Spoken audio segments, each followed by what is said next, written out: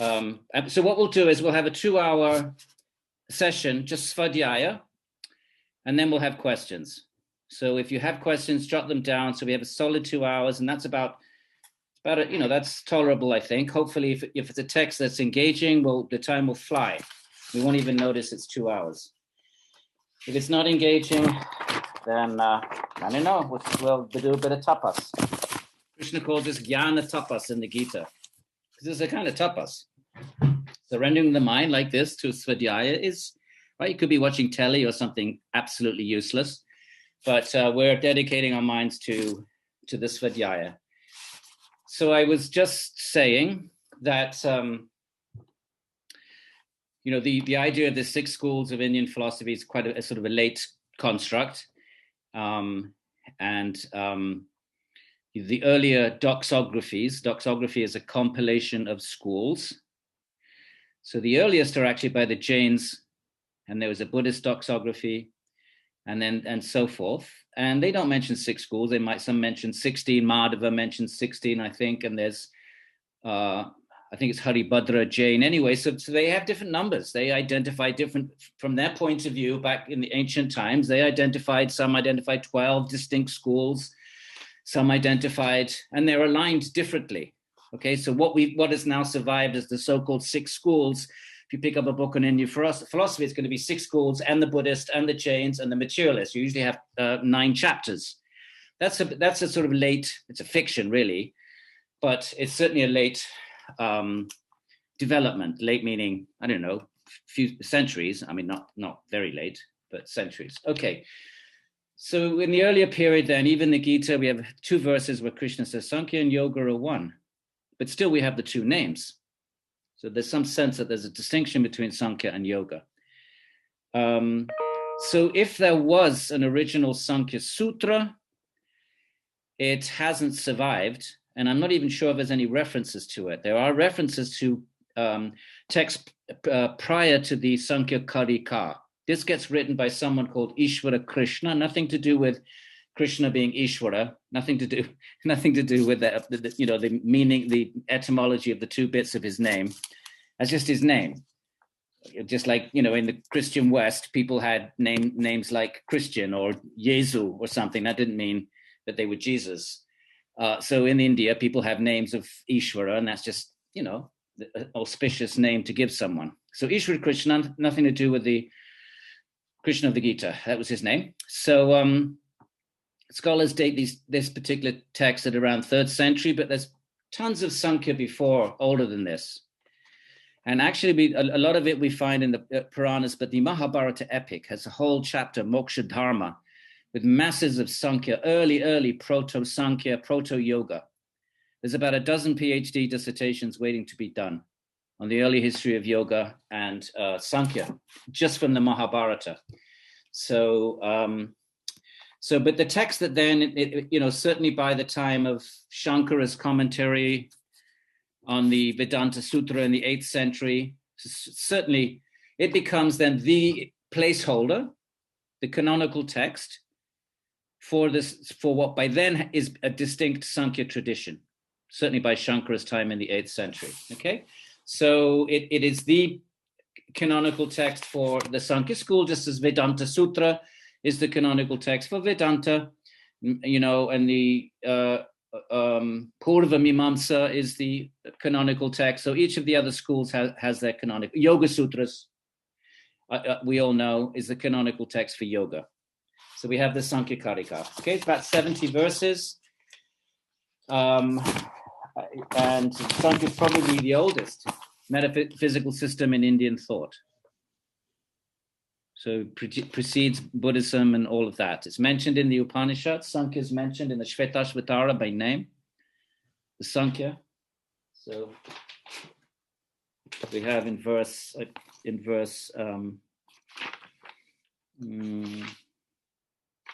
that's Kapila. So in the 6th chapter, here we have this reference to Sāṃkhya, the changeless among the changing. It's a reference to the Purusha, the changeless among the changing. And this might be interesting to read this because we'll see some of this replayed out in the Sāṃkhya Kārikā centuries later. So the changeless among the changing, right? Nitya Nityanam, the intelligent, Chetanash Chetananam, Eko Bahunam, Ya Viddhati Kaman, the intelligent among intelligent beings, the one who dispenses desires among the many. When a person knows that cause, which is to be comprehended through the application of Sāṃkhya.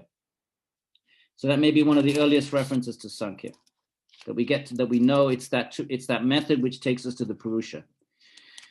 As God, he's freed from all fetters. And by the way, the Shvetashvatara is a theistic Upanishad. It's very Ishvara focused, intensely Ishvara focused. So the idea that Sāṃkhya is non-theistic is a fiction. There were non-theistic Sāṃkhya traditions. There's no question about that, because in Vedanta Sutra opposes non-theistic Sāṃkhya, but there were clearly theistic Sāṃkhya traditions. So anyway, that's not something we need to worry about. But just because we read the Shvetashvatara, there we have the first mention of Sāṃkhya in a very theistic text, which is promoting Hara, Shiva, as Ishvara. So this text emerges then, and somehow or other, the older texts are lost, and then this text then becomes the canonical text of the Sāṃkhya tradition. So when other schools want to engage Sāṃkhya, they're going to be engaging this text primarily. So then this is the placeholder for what Yoga Sutras is to yoga. Sāṃkhya Kārikā is to Sāṃkhya. Karika is just another word for sutra. It's kind of like verse writing. It's not a commentary. Commentary is bhāsha or tika, different terms for a commentary. This isn't a commentary, it's the primary text itself. So there's a difference between a commentary, which is comment on a primary text. Primary text is the actual sutra text. So in the Christian tradition, the primary text would be the Bible, and then people write their comments on the Bible. So that's primary and secondary. So this is a primary text for Sāṃkhya, not secondary. Okay? So are you ready to go? You've all downloaded it.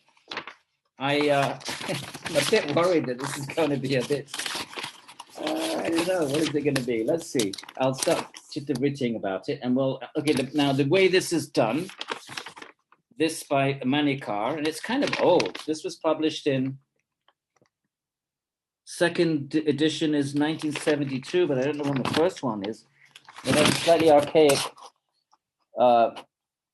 English usage that you find in, post-British Raj India.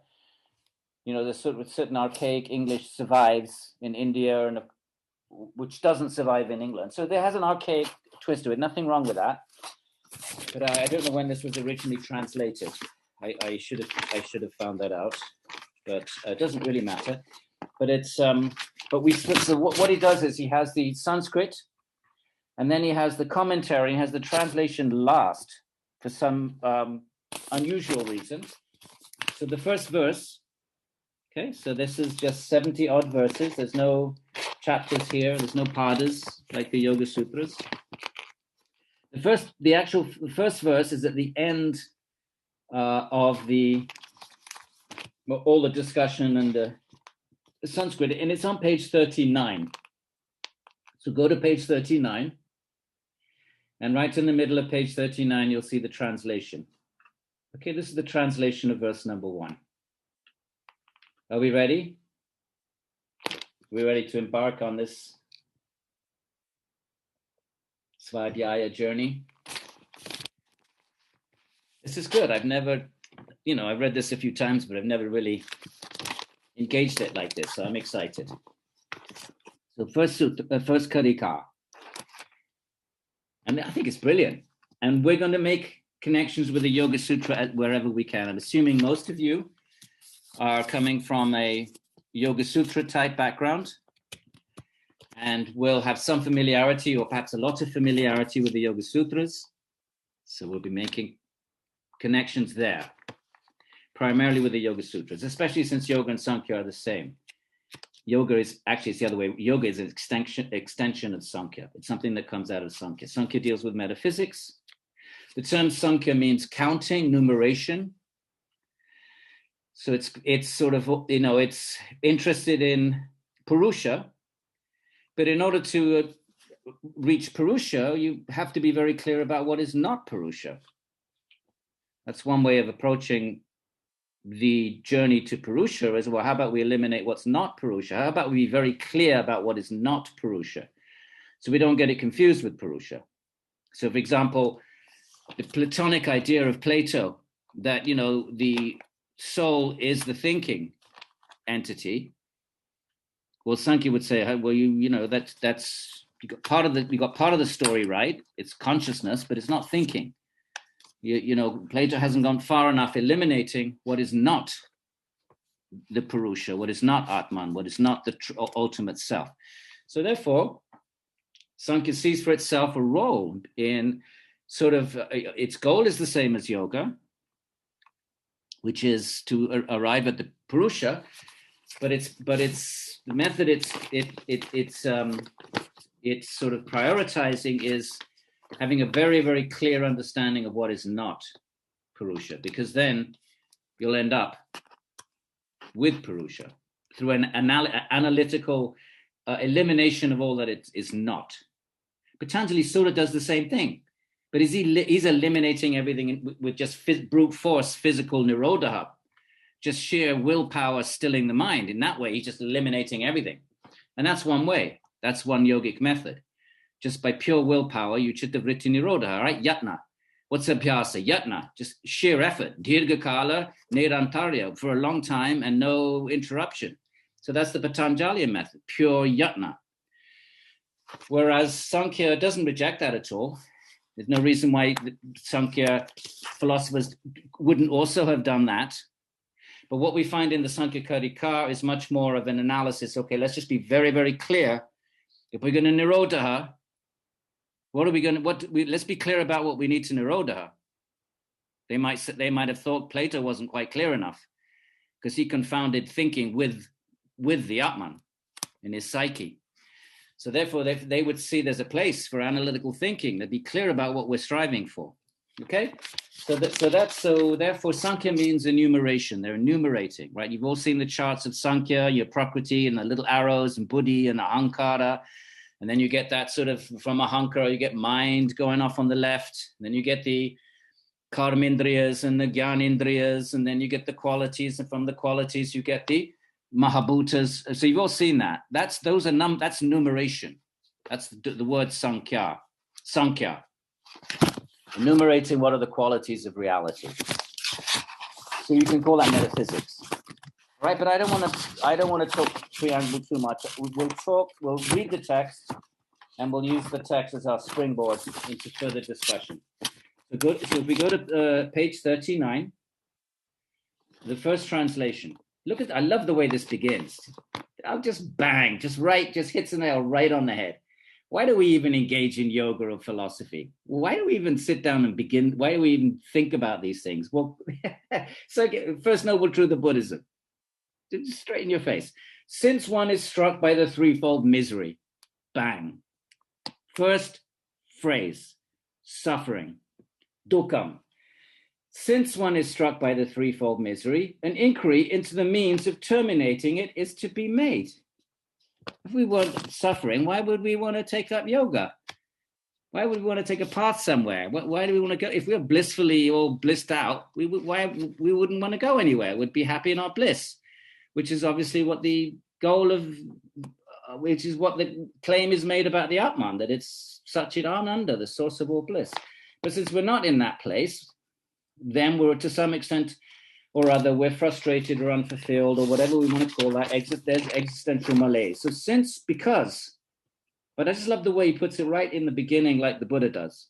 First of the noble truths. Buddha doesn't even write a Karika, he just says two words, sarvam dukkham. And obviously we find this in Patanjali 2, 15. Right? Vivekinaha sarvam dukkham. And I've always said, and I wrote in my commentary there, this is the most important verse for the beginning of the spiritual path. And here, Ishvara Krishna begins his text straight out. Since one is struck by the threefold misery, the commentary will tell us what the three miseries are, just like the Yoga Sutra commentaries did. An inquiry into the means of terminating it is to be made. Therefore, we inquire, why is there suffering? Okay? Because think about, how is he framing this? It's really important. How's Ishvara Krishna framing this whole text? He's framing it like this: since, right? This is why am I writing this, is what he's saying. Why do we need this text? Why am I doing this? Well, here, since one is struck by the threefold misery,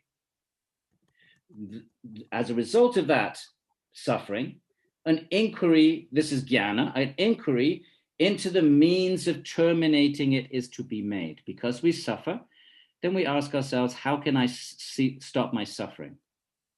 Okay, so that's the reason for him writing this sutra, this Karika. Then, as standard protocol, you introduce an opposing point of view, Purva Paksha. Well, if it is said that such an inquiry is superfluous or useless, inasmuch as the means are seen and known, the means to stop suffering, we know them, we see them. We just, you're sick, you go to a doctor. If whatever it might be. If you're poor, we'll make some money. There's a way of a seen and known way of stopping suffering. Well, if someone says that, we reply, no. No.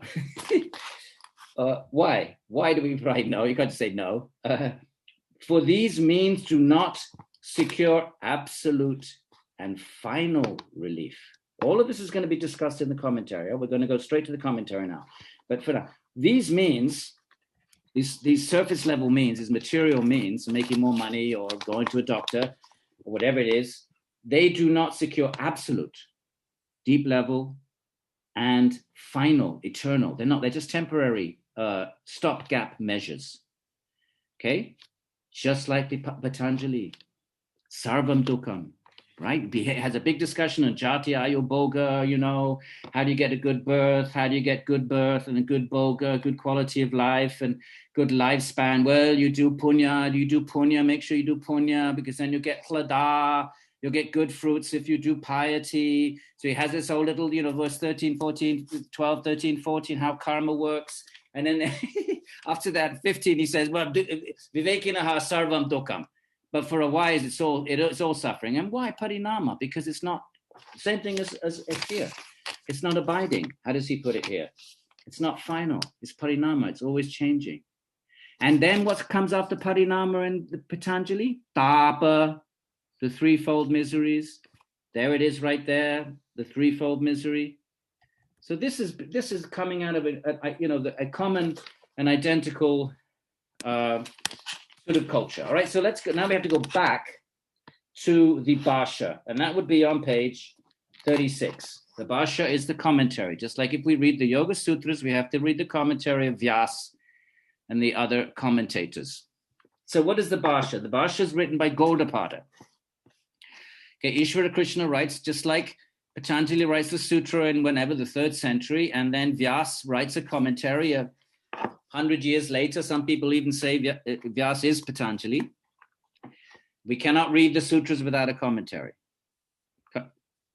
That's impossible to do. We cannot have access. We don't know. They're so succinct. So any of these primary texts they're always studied with their commentaries. So Ishvara Krishna, 3rd century, whenever. And then Gaudapada is, I forget the date. I did check, but I think it's 4th century, but a century or so afterwards, okay? So he then writes the Bhashya. Notice how long the Bhashya is compared to the Karika. Okay, so first, what does he do? Well, just what we did before we started our study. Namaha to Kapila, right? What do we do? Yeah. Yogena chitasya padena vacham malam shuridasya chavaidyakena yo apakarot tam pravaram muninam. What do we do? Patanjalim. Then what do we do? Pranjalir anato asmi. So we do our namaha.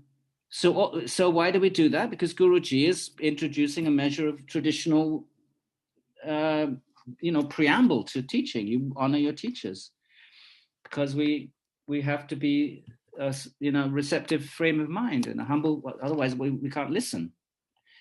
So to listen, we have to be humble, and to be humble, we have to respect the teachers. So we respect the authors of these texts. So he starts off, this is tradition. Kapila. Now Kapila is to Sāṃkhya what Patanjali is to yoga. He is the founding figurehead associated with Sāṃkhya. And again, in the Upanishads, we have, and again in the same Shvetashvatara, which is where we get early Sāṃkhya, what do we have? Who alone presides over womb after womb, meaning rebirth, and thus over all visible forms and all the sources of birth, who in the beginning carried this Kapila, born of the seer, the rishi, together with his body of knowledge, Sāṃkhya, and would look on him as he was being born. It's talking about Ishvara, looking over the birth of Kapila, the great sage, who's born along with his knowledge. All of these systems are associated with divine figures like Patanjali, right? You have the historical Patanjali, Yuga Nichitasya Padena Vacham Balam Sharirasid Chavaidya Yo Apakarot, that brought these three things. And then you have, well, who is he really? Well, Abalhu Purushakaram, Shankha Chakra Siddharinam Sasra Shirsha Shvetam. He's actually Shesha. So in the same way, Kapila is associated with the Sāṃkhya teachings, but he's considered to be, in some traditions, an incarnation of Vishnu, in the Ishvara traditions. So anyway, whoever he is, the Bhasha starts off, Namaha to that Kapila, who out of compassion, that's why we honor our teachers, because they give us this. Why? They don't want anything from us. What do we got? What do we got for them? What have we got? They're absorbed in the bliss of their own inner natures. So out of compassion, imparted the Sāṃkhya philosophy to serve as a boat, right? Boat that takes us from the ocean, across the ocean of samsara, who serves as a boat for the purpose of crossing the ocean of ignorance. So they would think of, they always spoke of the ocean of ignorance. I suppose nowadays we might think of space as the vastest thing, because we know how vast space is.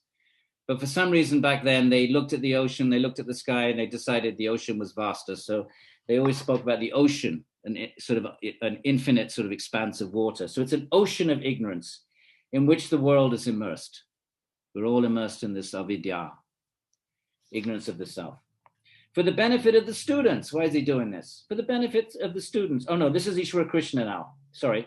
So Ishvara Krishna is saying, for the benefit of the students, I will compendiously explain this doctrine, given in this short and clear treatise. It's only 70 verses. It's very short. Vedanta Sutra is 500 and something verses. Mimamsa is enormous. Mimamsa Sutras. So very short and clear, which rests on authority. What's the authority? Well, it's Sāṃkhya is in the Upanishads, in the Mahabharata, in all the ancient texts that are authorized, texts that are seen as Shastra, as Shruti and Smriti, divine scriptures. So it rests on that. He's saying, I'm not making anything up. Just like Patanjali, Atta Yoga Anushasanam, he's continuing the old teaching. So it rests on the old authority, and which arrives at conclusions with proofs and reasons. Okay, this is different from Patanjali. Patanjali's not giving so much proofs and reasons. He's giving Svarupe Vastanam. If you want to know the truth, you can experience it. So therefore, his method is different. Sāṃkhya is saying, well, we're going to give you proofs and reasons as to why there is a Purusha in the first place. Why should you go and Chittavritti Nirodha? What fool is going to Chittavritti Nirodha for a whole lifetime unless they understood that there was a drashtu to be experienced? If you do Chittavritti Nirodha, tada drashtu sarupe vastanam. If you're engaging in Chittavritti Nirodha, it means you believe there's a drashtu there, a seer, that can have a Svarupe Vastanam experience. That means you've accepted that. Well, how have you accepted it then? You must have first read about it in the Upanishads. That's Vedanta. That's what Svadhyaya is all about. And then you've applied reason and argument to it. So Sāṃkhya is one of the traditions that applies reason and argument, not as much as Nyaya. Nyaya is really, they're the real logicians. But it sees itself as supplying reasons and arguments, as we see here. It arrives at conclusions with proofs and reasons. Right, now he's going to explain the verse. What did it say in the verse? A threefold misery. So this is the job of the commentary, to explain the few succinct and verses, cryptic verses of the sutra. So the first thing he's going to explain is, what is the threefold misery, etc. Okay, that's just he's just referring to the verse. The verse starts off with, because of the threefold misery. It's the first. Look at the Sanskrit, Duhkha Traya. The very first verse in the entire Sāṃkhya Kārikā is Duhkha. Okay, so Duhkha, the threefold misery. Now, the Arya is being introduced. Who's the Arya? Kapila. What's an Aryan? An Aryan is a follower of Vedic culture, a cultured, exemplar of Vedic culture. The fact that the Nazis stole the term, the Nazis were really interested in the Rig Veda. They were interested in being the original people. What original people? The original Indo-European people. Where did the whole Indo-European narrative come from? Discovery of Sanskrit texts and recognizing the connection with the languages. Oh, there were all these languages. They're all connected. Greek, Roman, and now Persian. Oh, well, why? Who were the original people from which all these great civilizations, the Greek, the Roman, the Persians, who were the originals? Oh, it was us. All right, so that's a whole story for another time. But the Aryan is somebody. The term Aryan is a very noble honorific. The Buddha is an Arya Putra. The term in the Gita, Krishna says to Arjuna, don't be a non-Aryan. You have to fight like an Aryan. So here, the Aryan, meaning this sort of very high, a person it's esteemed highly by the civilized norms of the day. So the Aryan is being introduced. Who is the Aryan? The divine sage Kapila, who was the son of not Brahman, Brahma. And it doesn't matter. He was a divine sage, the son of Brahman. And then he quotes a verse to prove that. Sanaka, Sanandana, Sanatana, the third, right? The three. Asuri, there's Kapila, Vodhu, Panchashika. These 7 great sages are said to be the sons of Brahma. It should be Brahma with a long A, the four-headed creator god. Okay, so what's he doing? He's establishing the divinity. He's establishing Kapila as one of the original rishis, the original 7 sages of ancient Indian tradition, right? Why is he doing that? Because he wants to say, well, why do we accept this system of knowledge? Who is this? Why should we accept it? Or what authority does this text rest? So therefore, these traditions will always say that their founders were rishis, were divine sages. Patanjali, right? What does the tradition say? He's Shesha. So what does that mean? He's perfect. He's a divine being. He's not going to make mistakes, and he's not going to cheat or do anything else, or he's not going to be trapped by his ego and try to be clever and write some nice, interesting, clever thing. So the Indian traditions then, the founders of all the traditions, later traditions identify them as being some kind of a divine being to support their authority. Okay, so he's quoting a verse connecting Kapila with sons of Brahma. So Kapila had right from birth the qualities that were born with him. What makes Kapila a reliable authority? Because he's born with these qualities. What are they? Dharma, Jnana, Vairagya, and Ishvarya. He's translated it here as virtue, that's Dharma. Knowledge, Jnana, you know some of these words. Renunciation, Vairagya, well, you know that. Abhyasa is, what is it? It's Abhyasa, Vairagya, Abhyam. That's Nirodha. And power, that's Ishvara, is the one with supreme power, but the word for power itself is not Ishvara, but Aishvarya. It's obviously coming from the same Sanskrit root. So Kapila is born with these 4 things, born endowed with these qualities, right? Why is he mentioning that? Because he's underscoring his trustworthiness. He has virtue. He's not going to cheat anybody. And he has knowledge, has something to give. And he's renounced. He's not after anything. He's not trying to get fame. He's completely renounced. He needs nothing. He could sit in a cave and be absorbed in his own nature. But out of compassion, he teaches. And power, he has the power to do so. So being born endowed with these qualities, seeing this world sinking in the profound darkness and succession of world cycles. These are the yugas, right? Now we're in the Kali Yuga. So there's yuga after yuga. So seeing this, birth and death, Kapila became filled with compassion. These are the teachers, right? These are great, the traditions consider them to be great compassionate beings. But just like Guruji Iyengar, or even in our own time, we have, why do they do that? It's compassion. Why do they take all that tapas and come to the West and all of that? Out of kindness. So he became filled with compassion and taught this knowledge of 25 principles. Right? Those are the charts that you have in the back of your yoga books. Buddhi, Ahankara, Manas, the Karmendriyas, Gyanendriyas, the tattvas, the mahabhutas, and the subtle qualities. So these are 25, and the Purusha is 25. So he did that. To the Brahman Asuri of his own family, what is it? Oh, he taught it. So a Kapila's disciple was Asuri, tradition. So he has a lineage. So the disciplic lineage. So after Kapila comes Asuri of his own family. So what did he teach? Knowledge from which proceeds. Now, what is this knowledge? From which proceeds the destruction of pain. What does Patanjali say? What's the real cause of suffering? Trashta Dishayoho Samyoga, the coming together of the sea and the seen. How do you get rid of it? Viveka.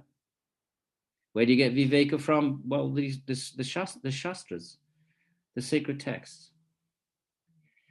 So there can be no doubt in this that a knower of the 25 principles, okay, in whatever order of life he may be. Order of life means first 25 years you're celibate student, brahmacharya, then 25 years householder, grihastha, 25 years renounced husband and wife, yogi couple, varnaprastha, and the final 25 is sannyas. So these are the orders of life, right? So the ideal life, idealized, obviously not everybody followed this, but the ideal, the ashramas, they're called ashramas, varna ashram, these are the ashrams, 25, 25, 25, 25 years. Student, householder, husband and wife, renounced couple, and then finally sannyas at the end, total renunciation. So whatever order of life he may be, whether he wear braided hair or top knot only, so braided hair might be the householder, he's braiding his hair, right? A renunciate's not going to be, be braiding your hair, right? So whether you have braided hair or a top knot, right? This is a top knot. So that's the celibate, right? You just tie it up, put it in a knot.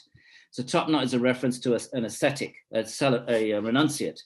So whether he's a braided hair or hair knot, or only shaven, maybe the brahmacharis, the students are shaven. He's saying it doesn't matter. Whatever you might as well put, if you have a pink bow and a little, with a little sort of whatever, and a little and a hair ribbon, it doesn't matter. However you wear his hair, he or she is liberated from existence. So the claim is being made, if we know these tattvas, they're called tattvas. These 25, tat means that. And tattva means the nature of that. So of course we have Purusha. Purusha is this. It's the deep level I, not the asmita, false I, but the true seat of consciousness. So consciousness emanates out, and when it's not absorbed in its own nature, what is it doing? It's observing things external to it. What are the things external to it? That. Lots of that's. So the Sanskrit word for that is tat. And so tattva is the nature of thatness. Because I do this, so you're that. So if you're not in a svarupe vastanam experience, then you're absorbed in the that. The that is that external to consciousness. So they're called tattvas. So that the 25 charts you may have noticed, they're called tattvas, the mahatattvas, the great thatnesses, things out there. We might call them reals. They're out there. Okay. So therefore, so it is said. Okay, so it is said, inquiry should be instituted. One should begin it's a bit of an archaic English, I told you. inquiry should be instituted on account of the affliction by the threefold misery. Why should we inquire? If you were in total bliss, you'd just be immersed in bliss. You wouldn't inquire about anything. But so we inquire because of suffering.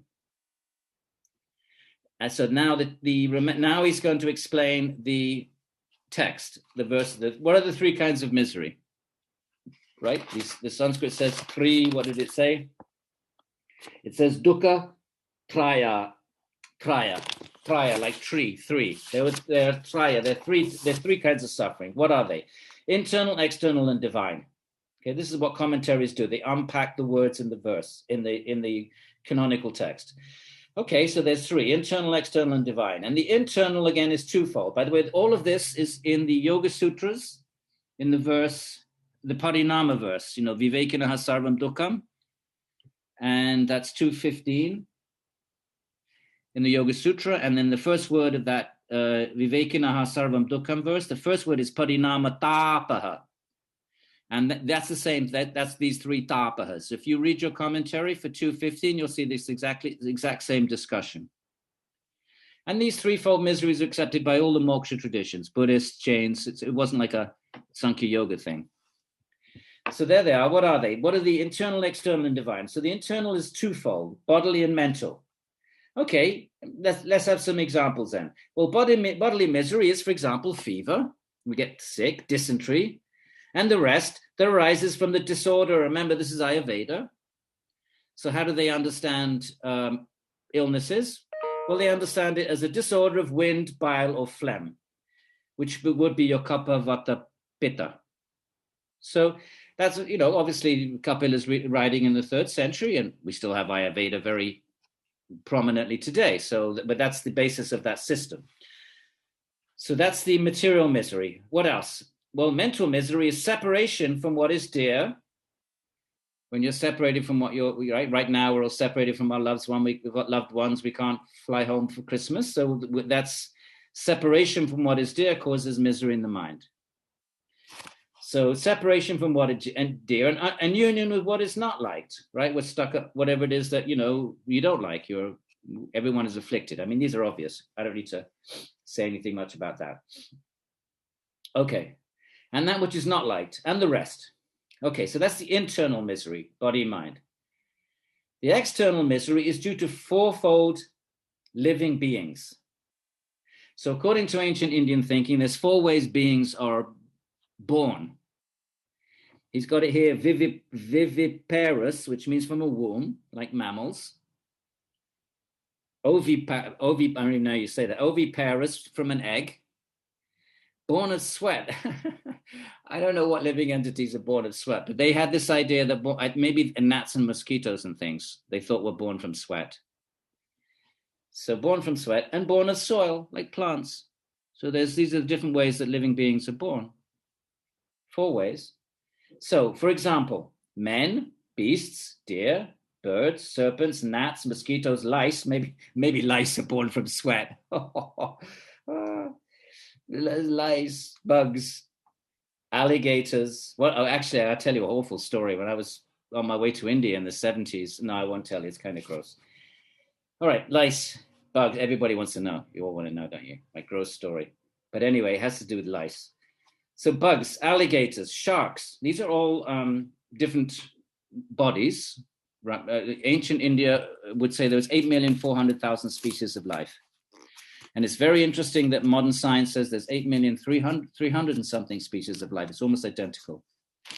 The number, I'm not saying they identified the same things as species, but it's an interesting, how would they know that? How would they come up with that figure 2,000 years ago? 8,400,000 species of life. So here's a few of them. Sharks, unmoving objects like trees. Remember, trees are alive. And curiously, they would say that stones also have an Atman. It's just that they grow so slowly that we think they're inanimate. Jains especially would say that there are Atmans in stones and mountains. Mountains have a primary Atman that takes that form and is actually growing, because that's one of the signs of life. Change and growth and decay and death and reproduction. I have no idea how a mountain reproduces. I'll let you work that out.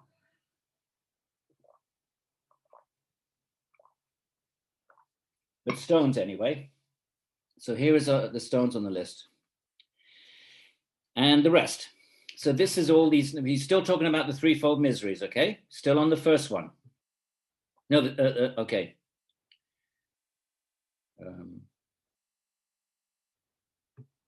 Oh, I see. I'm sorry. This is the second of the three. The external misery. So it's adibodhika, adhyatmika, other living entities.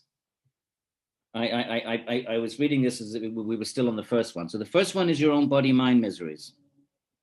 Okay, fevers, anxieties, being separated from things you love. Okay, the second of the threefold miseries, the external, is because of other living entities. Other living entities cause us suffering. And he gives a list. I'm sorry, I was spacing out there. So men, men and women. I mean, people, even your own loved ones cause you misery. It doesn't have to be enemies or people that don't like you. It could be the people you love the most cause you the most suffering. Like you have a parent that's passing away. That's a loved one that causes you the most misery. Or you have a child that's maybe, not reciprocating with you in affection or taking the wrong turn in life. So people cause us miseries. I mean, of course, in the ancient world, there's armies invading and hacking each other to pieces with bits of metal. Animals, not so much for us, but before industrialization, you had to be careful even in Europe, right? Bears and wolves. Look at all the nursery rhymes of old European nursery rhymes. They're all about wolves and so forth, because they were real dangers. Deer, how did deer are kind of cute. Anyway, so all of these serpents, mosquitoes, these are other living entities. Now, the third type of suffering is called aditaivika. The divine misery, the third of the three, is so called because it belongs to the gods or comes from heaven. So that would mean things like rain, too much rain, heat, tsunamis. And in the ancient Indian understanding, these phenomena of nature are controlled by celestial beings. So therefore, adidaivika, these are the devas. So they would understand what we would now call environmental suffering from storms. And of course, now we're getting a lot of that, fires. These are the third type of misery. Okay, so the first is your own body, mind. Second is other living entities, whether it's humans or bugs or mosquitoes or, your government, your politicians. They're other living entities, including your own loved ones. They can cause us suffering. And the third is environmental. Okay, so that's the third. And so he gives an example: cold, heat, storm, rain, thunderbolt, and the rest. These are all examples of the adidevika. Thus, okay, putting all this together, thus, on account of the affliction from this threefold misery, it's because we suffer, and he's identified these causes of suffering: your own body, mind, other living entities, environment. Because of that, inquiry is to be made. He's bouncing off the first verse. First verse starts off, it's because we suffer, we inquire. And then and now he's going to milk it even further. Into what? What are we going to inquire about? And then he answers his own rhetorical question. Into the means for its removal. Into that which is the means of removing that threefold misery. What is the means? We know what Patanjali says, viveka, right? Viveka gets rid of samyoga. Samyoga is the cause for the drashta drishayoho samyoga. Tasya hetor avidya. Right? The cause of samyoga is avidya. How do you get rid of avidya? Viveka kyatir. So that's how do you get viveka? Yogan ganushtanad gyanadiptir aviveka kyatir. So that's what Patanjali says. He's going to say the same thing. So we're making these connections. So we're going to inquire into the means of its removal, into that which is the means of removing that threefold misery. If it is said, now remember the Purva-paksha? So now he's going to address the Purva-paksha. If it is said, on account of the existence of the evidence means, well, we have evident. We don't have to read any text. We have evident means. Evident means perceivable means, practical means, mundane means. And so the Purva-paksha says, well, we have our means, so inquiry is meaningless. What are you inquiring about? There's nothing to inquire about. We got medicine, we got food, we got plenty of ways to removing removing, suffering. We've got Paradise Island on the Bahamas. If you want a really tacky holiday, right? We got the means. So if it is said that on account of the existence of the evident means, an inquiry is meaningless, if it is argued that the means that destroy the threefold misery are known, well, we know them. We don't need to inquire about them. And hence this inquiry is useless, right? He's talking, this is all Purvapaksha now. He's unfolding the Purvapaksha point of view. And again, thus for instance, says the Purvapaksha is the opposing point of view. Purvapakshin is the one who holds the point of view. Just like yoga, yogin, or yogini, or viveka and vivekin, or vivekini. So the Purvapaksha and the Purvapakshin is the one who holds that point of view. Okay. So if that's said, the means to destroy are not, thus for instance, so he's going to give an example. The Purvapaksha is going to say, look, I'll give you some examples of how we can remove suffering. For the removal of the twofold internal misery, the internal means of the form of the treatment according to medical science. Well, we have medical science to get rid of your problems of the body, or union with the dear, or desirable, and preclusion of the undesirable. Well, look, we have pungent, bitter, and astringent. We have this medicine. Pungent, bitter, and astringent decoctions and the like are readily available and are evident. They're available in the marketplace. You can buy medicine, you buy food, you can solve your material problems, your suffering, says the Purvapakshin. And what else? Well, protection and the like are the evident means for the removal of external misery. Well, you can find ways of protecting yourself. So if you think that those means being evident, the inquiry is useless, so now Kapil is going to respond to that, to the Purvapakshin, who's saying that all this talk about the tattvas and, prakriti and purusha, it's useless. Just get some medicine if you're sick, eat food if you're hungry, enjoy life. Like the materialists in ancient India. Beg, borrow, steal, but eat ghee. That was Charvaka. They didn't all believe in Atmans. Charvaka was like, what are you talking about, Atman? Life is short. Consciousness is just a material epiphenomenon. It just emerges from matter. Like he gave the example of alcohol emerges from fruit juice. If you leave it out in the sun, it will ferment and automatically becomes alcohol. You don't have to posit some mysterious entity is in the alcohol. So you don't have to posit there's an Atman in the body. Consciousness is just like many materialists today would say. So COVID-19 would be adibhotika, body-mind. Or it would be another living entity, but it's not living. If it was a bacteria, it would be another living entity. Someone just asked in the chat. So now, if you think that so now we get the last sentence and last line, having sort of laid out some of the ingredients of the Purvapaksha, now Kapila says, no, we have to say no if you're going to say all of that. And why do we say no?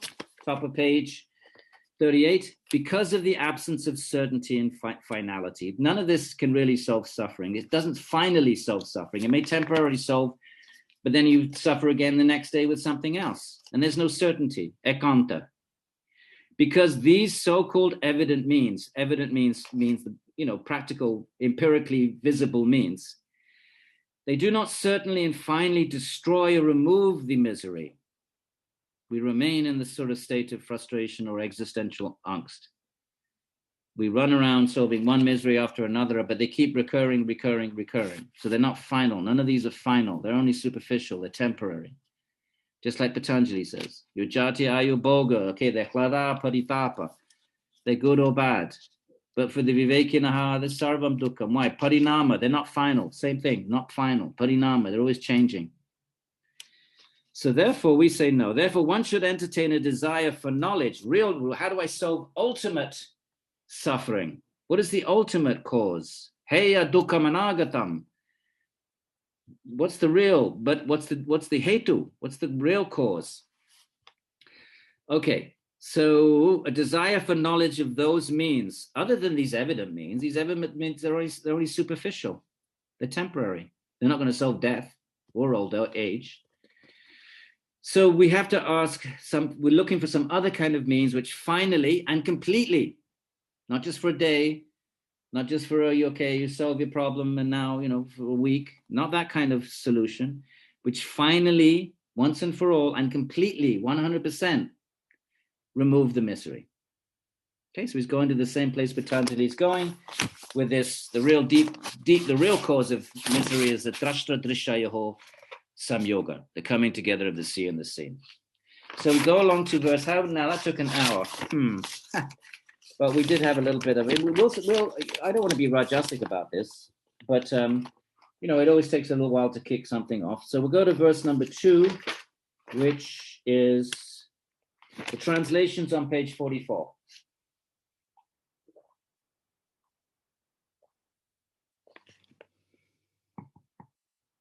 So now Sāṃkhya is going to oppose Vedanta. Vedanta says to know the truth, we only know it from revelation. Vedanta said right in the beginning of the Vedanta Sutra, the Vedanta is going to say, look, why do we need knowledge? We don't need knowledge about things we can see or things we can infer. We need knowledge for things that we cannot see or infer, like the nature of Brahman. And that, since we cannot see it or infer as to its nature, we can make an inference that there must be some intelligence behind the universe, but we don't know what kind of intelligence. What if Ishvara is a demon? Like even Descartes wondered about that. What if there's 2 Ishvaras? What if there's a bunch of Ishvaras? All we know by inference is there must be intelligence behind creation. That's just like a theistic scientist would say, or a philosopher of religion today would say, or Aristotle would say, there must be a mover. That's as far as you can go with intelligence. So viruses are not living being, therefore COVID would be the first of the 3 miseries. Unless it's not environmental. So COVID would be, if you get it, then it's not caused by another living entity. Then it's a misery of your own body. So I would think we could talk about it and see if this works. But from the threefold miseries, COVID, it seems to me, would be, if it's not alive, then it would be, and it's not, unless you wanted to argue that it was produced by the environment, the third. But really, if it's coming out of the way we treat animals, then it's coming from other living entities. Other living entities inflict these horrendous living conditions on animals, which causes the disease, which then, so therefore it would be adibodhika. It would, anyway, we could play around with where we want to fit COVID into these three categories that we just read, okay? But remember, the first is your own body-mind suffering. So that would be disease coming from your own body-mind, and anxiety in your own body-mind, disease coming from, injury and so forth. The second, and obviously there's overlap, because somebody else could inflict violence on you, and then that pain is in your body-mind. So, these are just meant to be rough. I don't think we need to, they're rough kind of ways of thinking about suffering. And we can nitpick at them, and that's fine. So you figure out where you want to put COVID. So Karika number 2. Okay. So now he's going to have a dig at Vedanta. Vedanta says we get things beyond sense perception and inference. We haven't discussed those yet, but we will. What are the ways of knowing? Right? The first verse is we need to know. We need to inquiry. It's because of suffering we inquire. Then the next issue is, well, what are our sources of inquiry? How do we, by what means? What are our pramanas? What epistemes do we use, called epistemology? Fine, we're going to inquire, but what are our instruments of inquiry? That's going to be the next question, as it is in Patanjali, right in the beginning, verse 5. So the means revealed by the scripture for terminating the misery, because the Upanishads talk about, seek the self, and the self is blissful, and if you seek the self, right, the Upanishads are full of this, right? Then that's the bliss of the Atman is infinitely more, all of the verses of the Upanishads, and someday we'll do a workshop on the Upanishads together. I don't know if you're enjoying this, but we have 4 sessions of this. But someday we'll do the Upanishads. Are so beautiful, and they're so poetic, and they're just so, everybody loves the Upanishads. But the Sāṃkhya has taken a little dig here. It's taking a dig at the Vedanta. Vedanta is all about interpreting the Upanishads. It's all about scriptural hermeneutics. So the means revealed by the scriptures, and he's talking about the Vedanta and the Upanishads, not the so much that, well, yeah, actually the Vedas too. The means revealed by the scriptures for terminating the misery, they're like the temporal perceptible means. He just discussed that these temporal perceptible means, they're not ultimate, they're not final, they're not deep level. So he's rejecting the scripture. That's why Vedanta doesn't like Sāṃkhya. If you read the Vedanta Sutras, what their main opponent is Sāṃkhya. Probably was because Sāṃkhya says stuff like this. So these scriptures are useless. They're no better than the perceivable means. So he's going to give arguments. Remember, the sutra just sort of, hits a few points, and the commentary then is going to expand on them. So these scriptures are no good. They're like the temporary, perceivable means. They being, first of all, they're impure, they're prone to destruction, and having surpassability. Don't worry, we'll explain all of this. So he's rejecting the seen means. Right? What are the sources of knowledge in Patanjali? Pratyaksha, Anumana, and Agama. He's going to discuss this, but he hasn't done it yet, probably next verse. Perception, inference, and scripture. So Sāṃkhya is an Anumana tradition, inference tradition. Patanjali is Pratyaksha, perception of the seer, Drashtu Swarupa. And Vedanta is a scriptural tradition. Vedanta accepts perception and inference for mundane things, but insists that only the ultimate, the things like the nature of Brahman, that we cannot perceive or infer what that nature is. Therefore, it has to be revealed by scripture. Sāṃkhya doesn't accept that.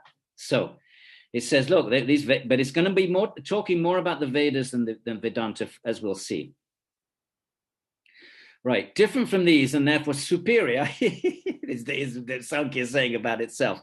Different from these and therefore superior are the means of terminating the misery that arise from the knowledge of the manifest, the unmanifest, and the knower, the avyakta, vyakta, and the purusha. The avyakta is prakriti. The manifest, the unmanifest is prakriti. And manifest is when prakriti starts to manifest and evolve into the things of the world. But the terms, they're actually there in Patanjali. Well, Purusha, of course, you know. But the two terms here are vyakta and avyakta. Patanjali has those terms, although we don't usually pay much attention to them. Avyakta means unmanifest. You can't see prakriti. You can only see its effects. Immediately, the effects start to manifest, like intelligence and ego, and then the working senses and then the qualities, the tanmatras, then we perceive the effects. So that's manifest then. Okay, so Sāṃkhya says, well, these scriptures have the same problems that sense perception have. They're not final. Well, what it says here, they're impure, and we'll read why. They're prone to destruction, and they have surpassability, means they generate envy. We'll see we'll hold on that. We'll get to that. But the point is, different from these, and therefore superior. What's he going to talk about? Sāṃkhya. So asla is asla. He did right. Different from these, and therefore superior is asla. And we have the means of terminating misery. How so? Not through sense perception, not through known means, not through scripture. How then? That arise from the knowledge from knowledge. Same as Patanjali's Viveka. Viveka Kārikā, Ashuddhikshaye, Jnana Dipti. From Viveka, you remove impurities, Jnana Dipti, Yoganganushtana. Okay, but Viveka Kārikā is the way to get rid of avidya. So this is following in that line. Okay, let's go to the commentary. So we go back to page 41. So if inquiry is to be made into means other than the evident ones, remember the evident ones is pratyaksha, the ones we can see. Drishta anyatra, drishta, that we can see. drishta. I should write that in. Evidence is drishta. Like Patanjali uses the term the drashtra. Drashtra drishya yaho samyoga, or drashtahu sarupe vastanam. But here he's talking about the mundane drishta.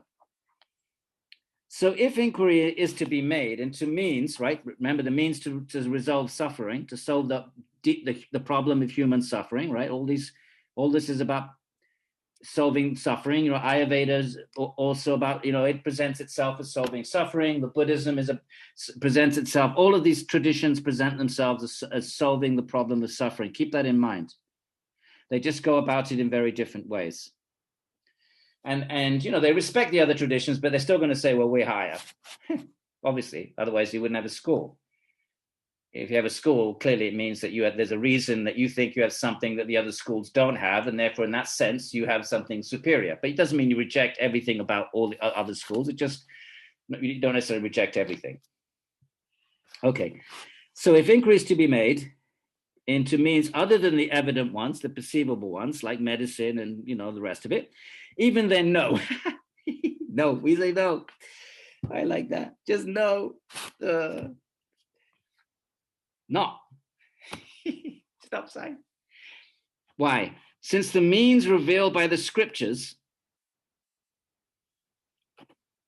Oh, I'm sorry. Now is the Purva Paksha. I didn't catch it.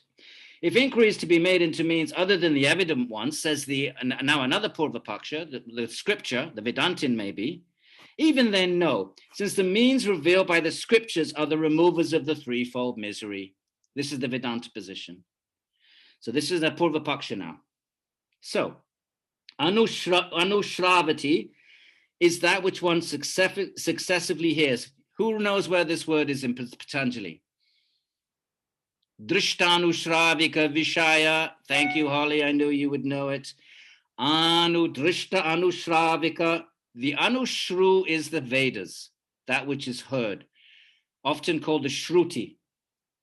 So Patanjali calls scripture Agama. There's lots of words for the scripture. Agama, Patanjali puts, but you can call it Anushravika. You can call it Shruti. You can call it Smriti.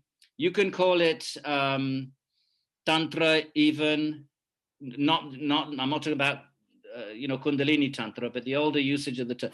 So these are all words for sacred text. Here they're calling it Anushraviti.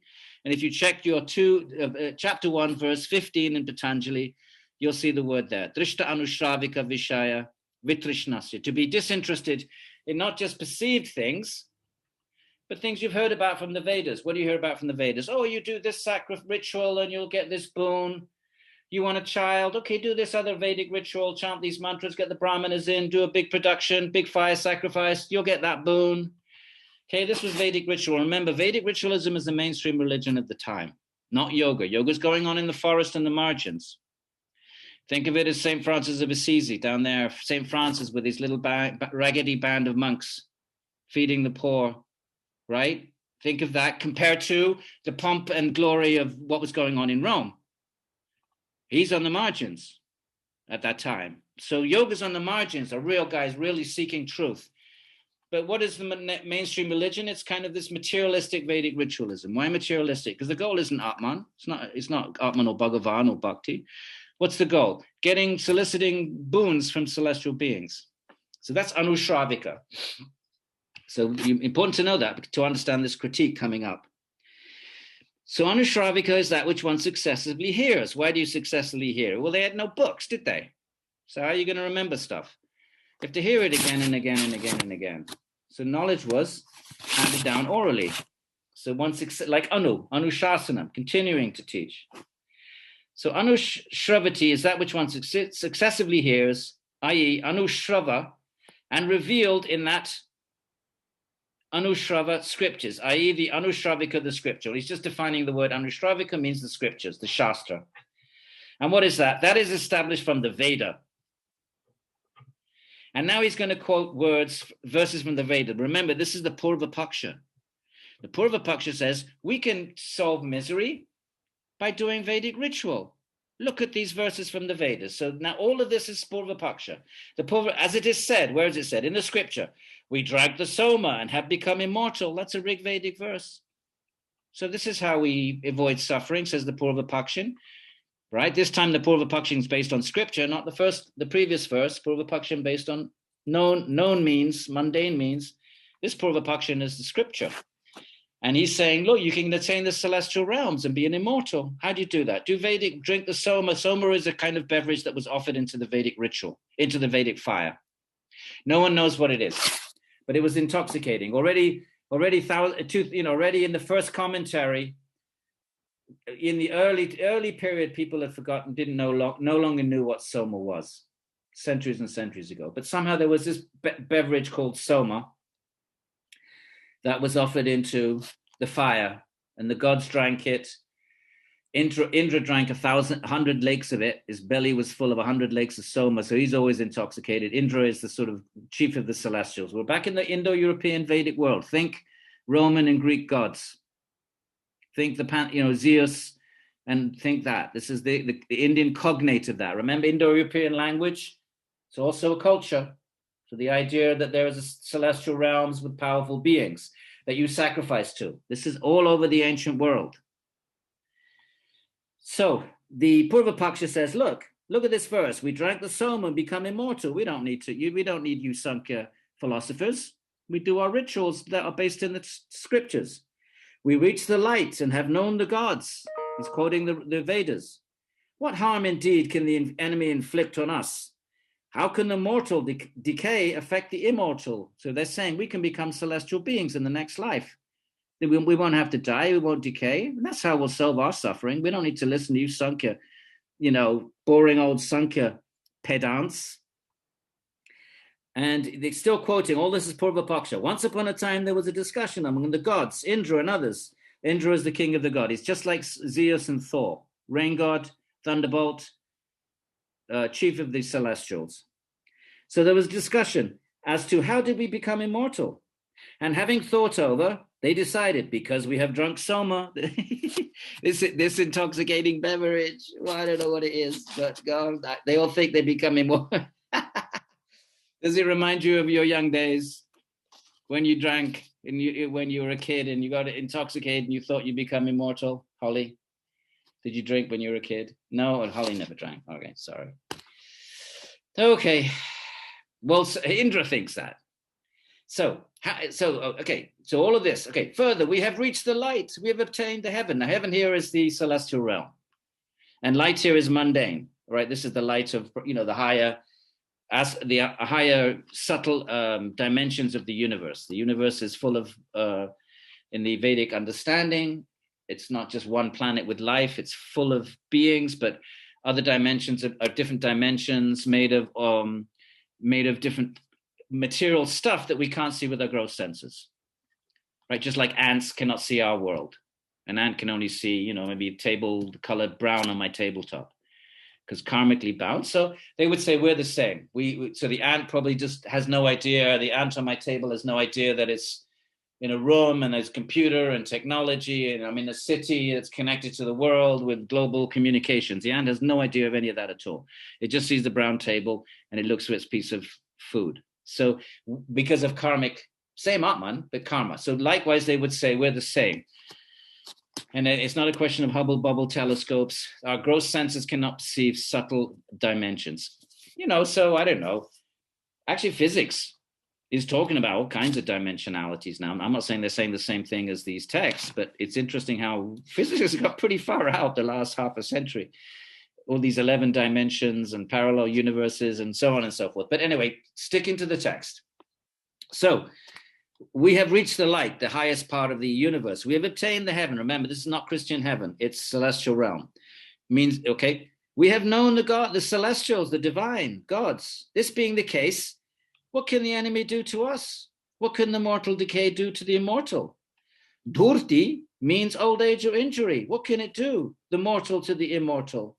Right? This is all Purva-paksha saying, look, as soon as we do our Vedic rituals, we follow the scriptures, and the scriptures tell us to do these rituals, we'll do the rituals, and then we'll attain the celestial realm in the next life, and what that'll be out. That's how we'll solve suffering. Remember, the whole discussion is about this suffering, right? And you have to engage the Purva-paksha.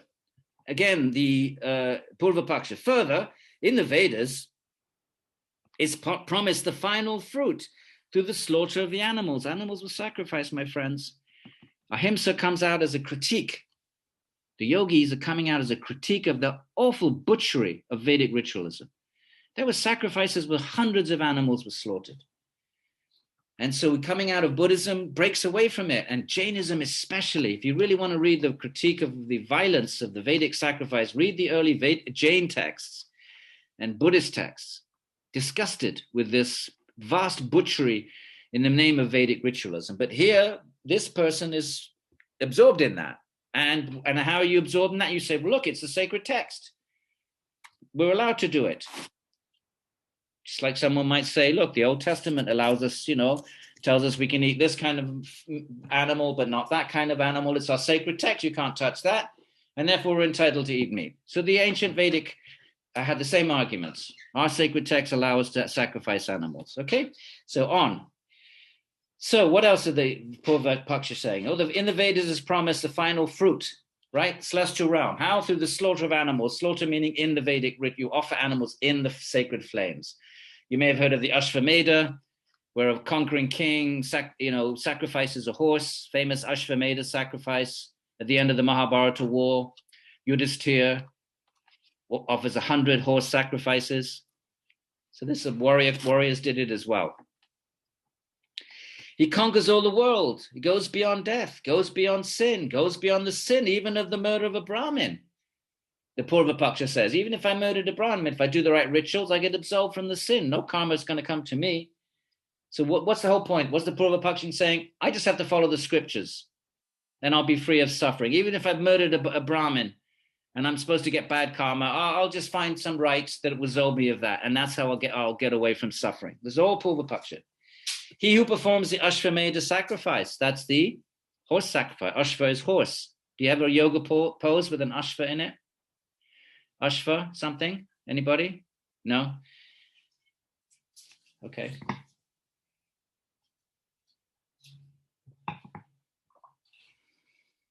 So, and why is he spending so much time on this Vedic argument? Well, what was the mainstream religion? It was Vedic ritualism. So you have to, if you're going to come up with some other, yoga's springing up, Buddhism, Jainism, the first thing you have to do is define yourself vis-a-vis the Vedic religion. That's the mainstream religion all over the subcontinent. Vedic, that's Rig Veda, Brahmanas, not the Upanishads. The Upanishads are already moving away from that. So when the final and certain means has been given in the Vedas, continues the Purva Paksha, and now the Purva Paksha is criticizing Sāṃkhya. The inquiry to know the means is meaningless, right? First verse of the Sāṃkhya Sutra, because of the threefold suffering, we inquire as to why. The Vedic guy is saying, it's useless. We don't need to inquire anything. We got the scriptures. If this be the view, all right, so this is now the end of the Purva Paksha, then it is to be said, what are they going to say, everybody? No. Come on, everybody. No. Spit it out. No. Why? Now, why no? We explain. So now the Ishvara Krishna is going to give the Siddhanta. Remember the two terms. Purva Paksha, opposing point of view. Siddhanta. Just now, having given the Purva Paksha, sometimes they're quite fair. Sometimes they're a bit unfair on the Purva Paksha. They don't quite represent it properly. But for the most part, they're pretty, they're good about it. These are real philosophers. They're really engaging. So they represent the opposing point of view. So we say no. We explain. If you didn't explain, you'd just be a fanatic dogmatist. So what's the explanation? The means revealed in the scriptures are like the evident ones. Remember the evident ones, the previous verse, the perceivable ones, medicine, and so forth. So, similar to the evident. I wish they hear this word evidence a bit clunky. Hence, like it. They're just as they're not final. Well, let's see what he says. Which is the means revealed in the scriptures? He rhetorically asks. What are these? What are you scriptures? What means of solving suffering do you find in these Vedic scriptures? Why? Why is it like the evidence? He says. Why do we say this? Well, here's the answer. Because it is linked with impurity, destruction, and inequality.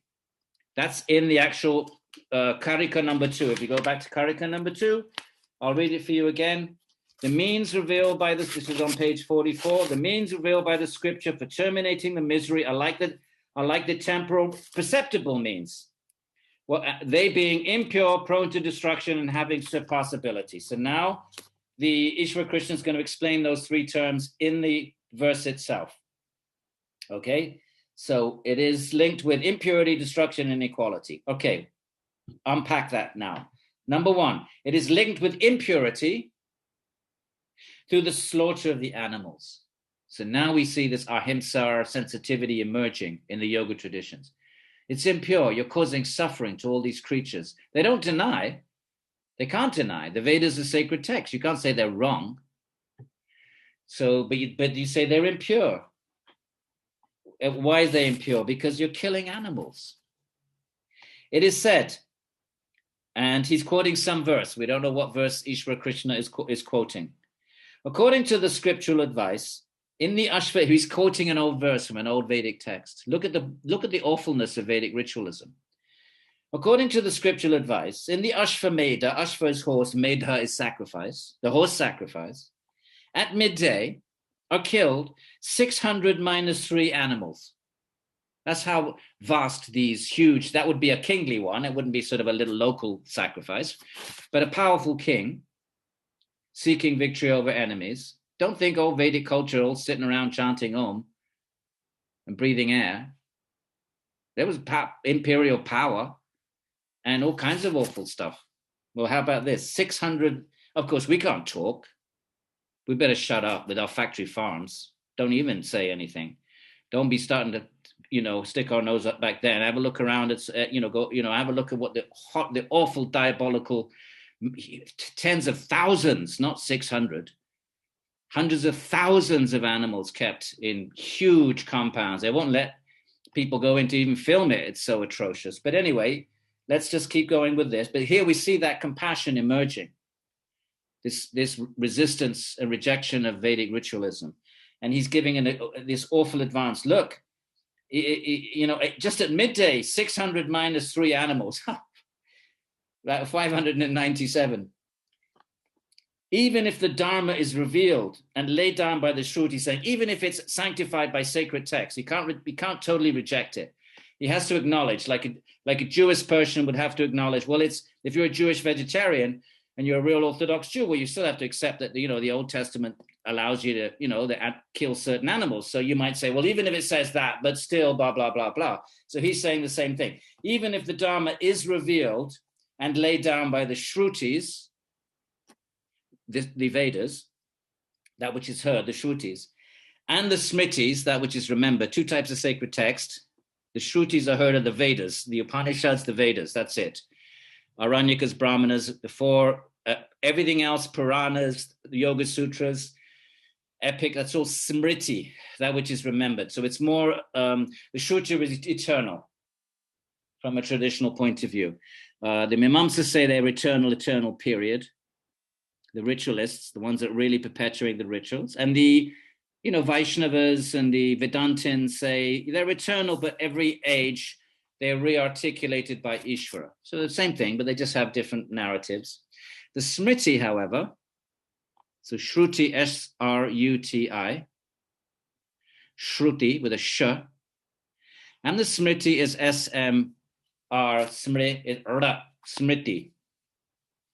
Well, that's not so much eternal. They're connected with history, but they're revealed by a divine being. But still, that being comes into, like Patanjali, yo apakarot, right? So he comes and, or, Dhanvantari in Ayurveda. So Krishna comes and speaks the Gita. So that would be Smriti, not eternal, but nonetheless divine. But it's more associated with, being revealed at a certain point in human history. That's a Smriti. So he says, well, what is he says? With 5 lines from the bottom, even if the Dharma is revealed, he's not denying that, revealed means it's revelation, and laid down by the Shrutis and the Smritis, yet on account of the mixture, miscellaneous character, it is linked with impurity. Meaning this animal slaughter. Further, okay, that's one point, the impurity. Now, what about this idea that if you become a celestial and you drink soma, you become immortal? Actually, you don't. That's rhetorical. And he's going to point that out. Further, now the Siddhanta, right? Ishvara Krishna is saying, okay, you quoted some text about Indra saying he drunk soma and is immortal. Well, what about this quote? Many thousands of Indras and other gods have passed away in successive ages. They're not immortal. They may seem immortal from our frame of reference, just like our life may seem immortal to an ant, or they have those gnats that live a few hours. So if they knew that we lived 100 years, that would seem immortal, but it's only relative. So he's quoting another verse. Many thousands of Indras. Indra's just a post. It's a jati, actually. Jati Ayurboga, Patanjali. So Indra is a jati. So many thousands, there's one Indra, several Indras every age, not even one per age. There's 14 Indras per age. So they die. They're like presidents, right? You get 8 years.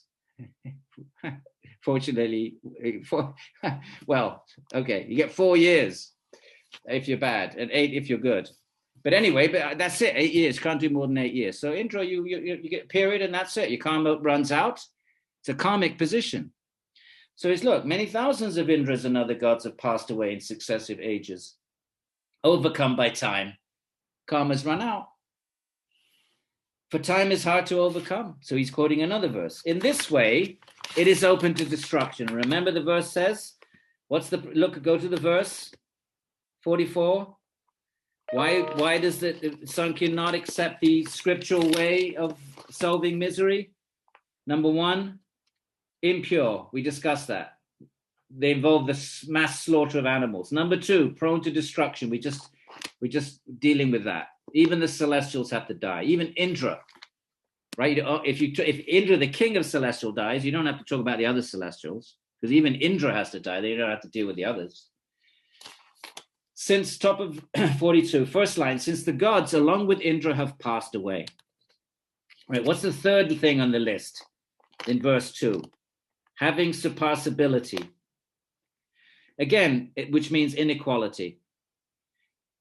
Someone is surpassing somebody else, right? If you're a Brahmin, you're higher than other people. So it generates envy. If you do a ritual, you get stuff. It creates envy. That's the point I think is being made here.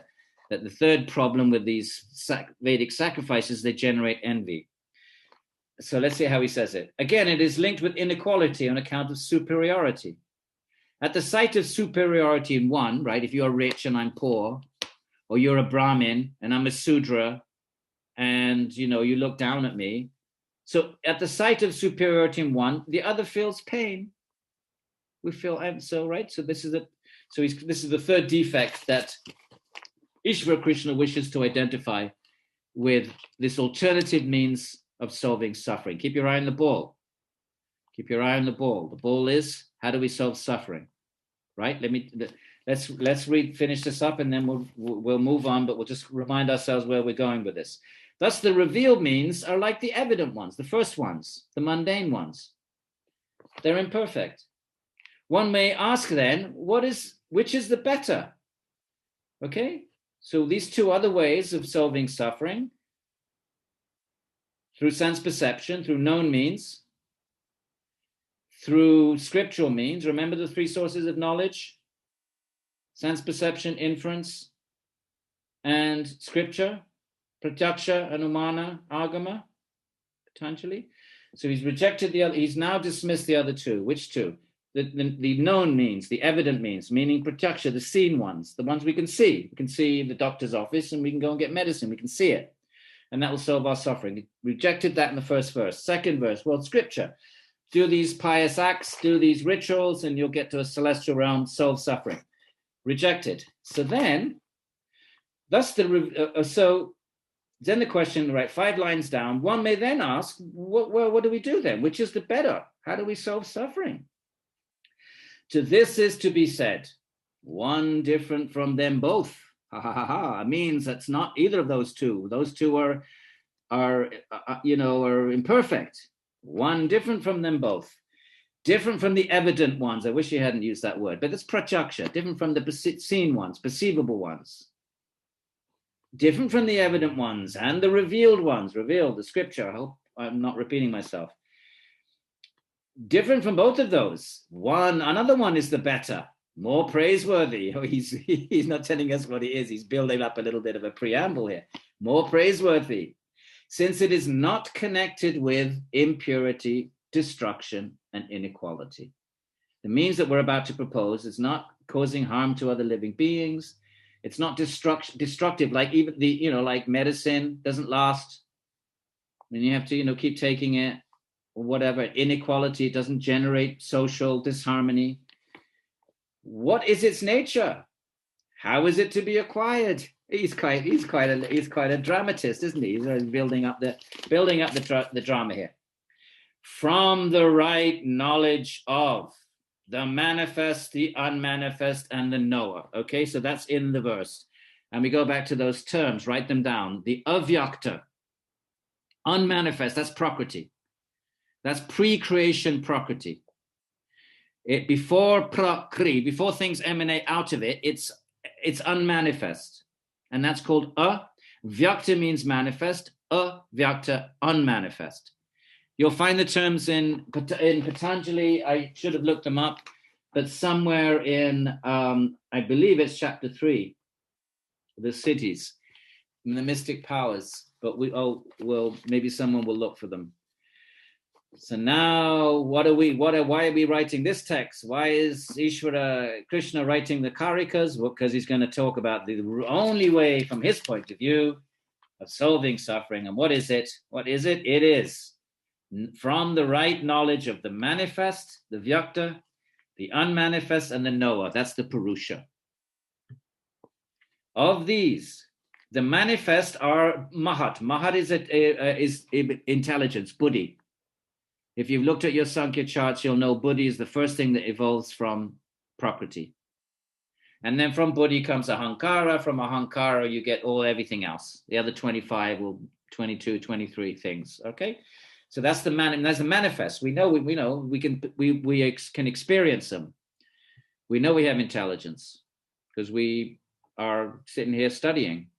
We must be using our intelligence. So therefore intelligence is manifest. We hope. So what is intellect, ego? And he's listing them, the 5 subtle elements. And by the way, these are going to be discussed later on in the text. What's this text about? Solving suffering. How are we going to solve it? Not through the known, not through mundane means, not through scriptural means. How then? Knowledge. What is the knowledge?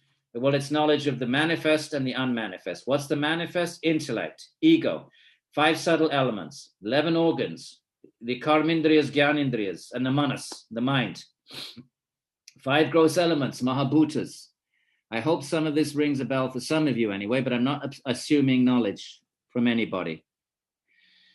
These are the 25 principles which are described as the manifest, unmanifest, and the knower. Okay, get used to the English and get used to the Sanskrit. Vyakta, avyakta, purusha. On account of their knowledge, by knowing these things, it is said to be better than the other 2 ways. It was said, the knower of the 25 principles. So this is how Sāṃkhya positions itself amongst the knowledge systems of ancient India. It sees itself like they all do, like Buddhism, Jainism, they all see themselves as solving human suffering. They have something to say about the other schools and why they're different, and perhaps why they're... Patanjali doesn't get into this. He doesn't say he's better, but Sāṃkhya does. Patanjali never says, although the commentators do, when they discuss Atta, Yoganushasanam, well, what's this Atta now? They'll say, well, once you've finished all your rituals, you've finished all your study, you've done all your study, now are you ready to actually experience this thing that you've read about and heard about? So they wouldn't say put it as better, but they would sort of indirectly say that. So clearly, if you have a school, you are a school as a distinctive school. What makes you distinct?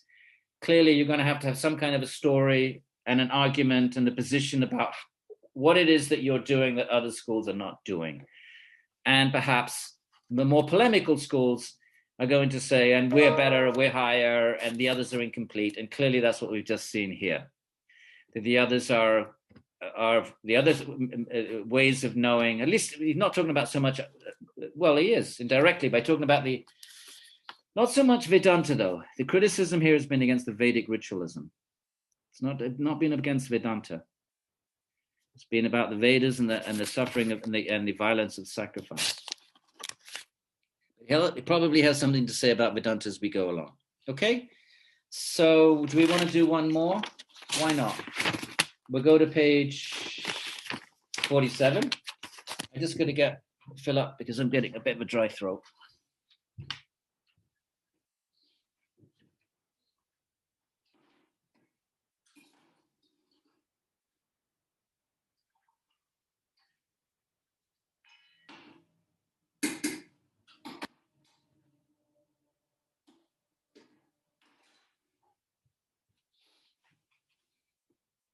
Let's see if we can do one more. And they're not all going to be long commentaries like this. It's like the Yoga Sutras. The first few commentaries are very long, and then they're not all like that. So we're on page 47, verse 3. The original Prakriti, Mula Prakriti. Remember the word Mula? What is it? Klesha, the Klesha, Avidya Mula. The root, right? Isn't it something like that? Klesha, karma, no, the avidya mula, something. The original Prakriti, the root of all, is not a product, right? It's not produced. Okay, now we have to know, to understand this verse, we need to just understand two very simple things. Something is produced, and something is a producer. And something can be both produced and a producer. Example, milk, you could say, is produced from the cow. Fine. So the cow is the producer. And milk is the product. But milk can make yogurt. So now milk is the producer and yogurt is the product. So that's the language we need to understand this verse. If you think of your Sāṃkhya chart, Prakriti is the only one that is not produced. Everything else is both a produced and a producer, except the end of the line, the 5 gross elements. The 5 gross elements are only produced. They're not producers. Or we might want to say evolvers versus evolutes. Is that clear? It's not hard. So Prakriti is not produced from anything else. It's the stop sign. So it's the ultimate producer. Now let's say Buddhi. Buddhi comes out of Prakriti. So it's produced, but stuff comes out of it. So it's also a producer at the same time. And so everything is, after Prakriti, everything is both a produced and a producer until we get to the end of the line, the 5 gross elements. They're only produced. So we're now on verse 3, on page 47. So the original Prakriti, the root of all, is not a product. It's not produced from anything else. That's why Vedanta doesn't like Sāṃkhya. One reason, because they're going to say Brahman, everything comes from Brahman.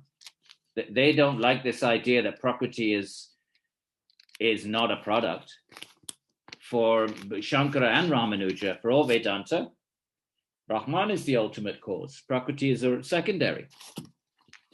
So this is a big thing between Sāṃkhya and Vedanta. The original Prakriti, the root of all, is not a product. Now, the 7 principles beginning with Mahat. Mahat, the great one, that's Buddhi. If you want to write this down, Mahat is a synonym for Buddhi, intelligence.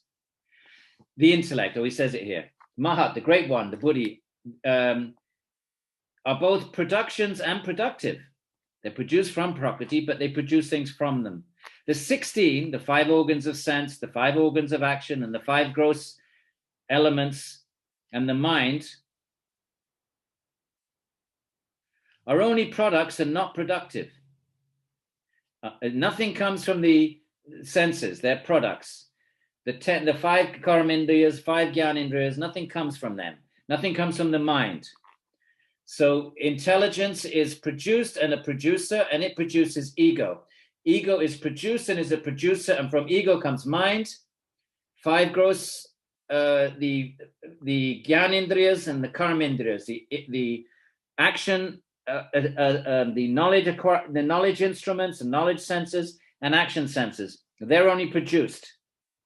But from ego come the 5 subtle elements. They're produced and producers. Because of the 5 subtle elements, the qualities, the tanmatras, from them come the mahabhutas, the gross elements. I don't know how familiar you are with all this language, and we should have a little chart. And I will see if I can upload a Sāṃkhya chart for next week. The problem is with COVID, no one's going anywhere. Somebody already sent one. They already, I'm not sure who it was, but we already have one. Yeah. Does everybody have that? Oh, thank you so much. Also. Oh, yeah, that's so kind of you. Okay, so if you just glance at the chart, you'll see if something has an arrow before it and arrows coming out of it, it's both a product and a producer. With 2 except for Prakriti, which has arrows coming out of it. And I made a mistake before. Sorry, correct myself.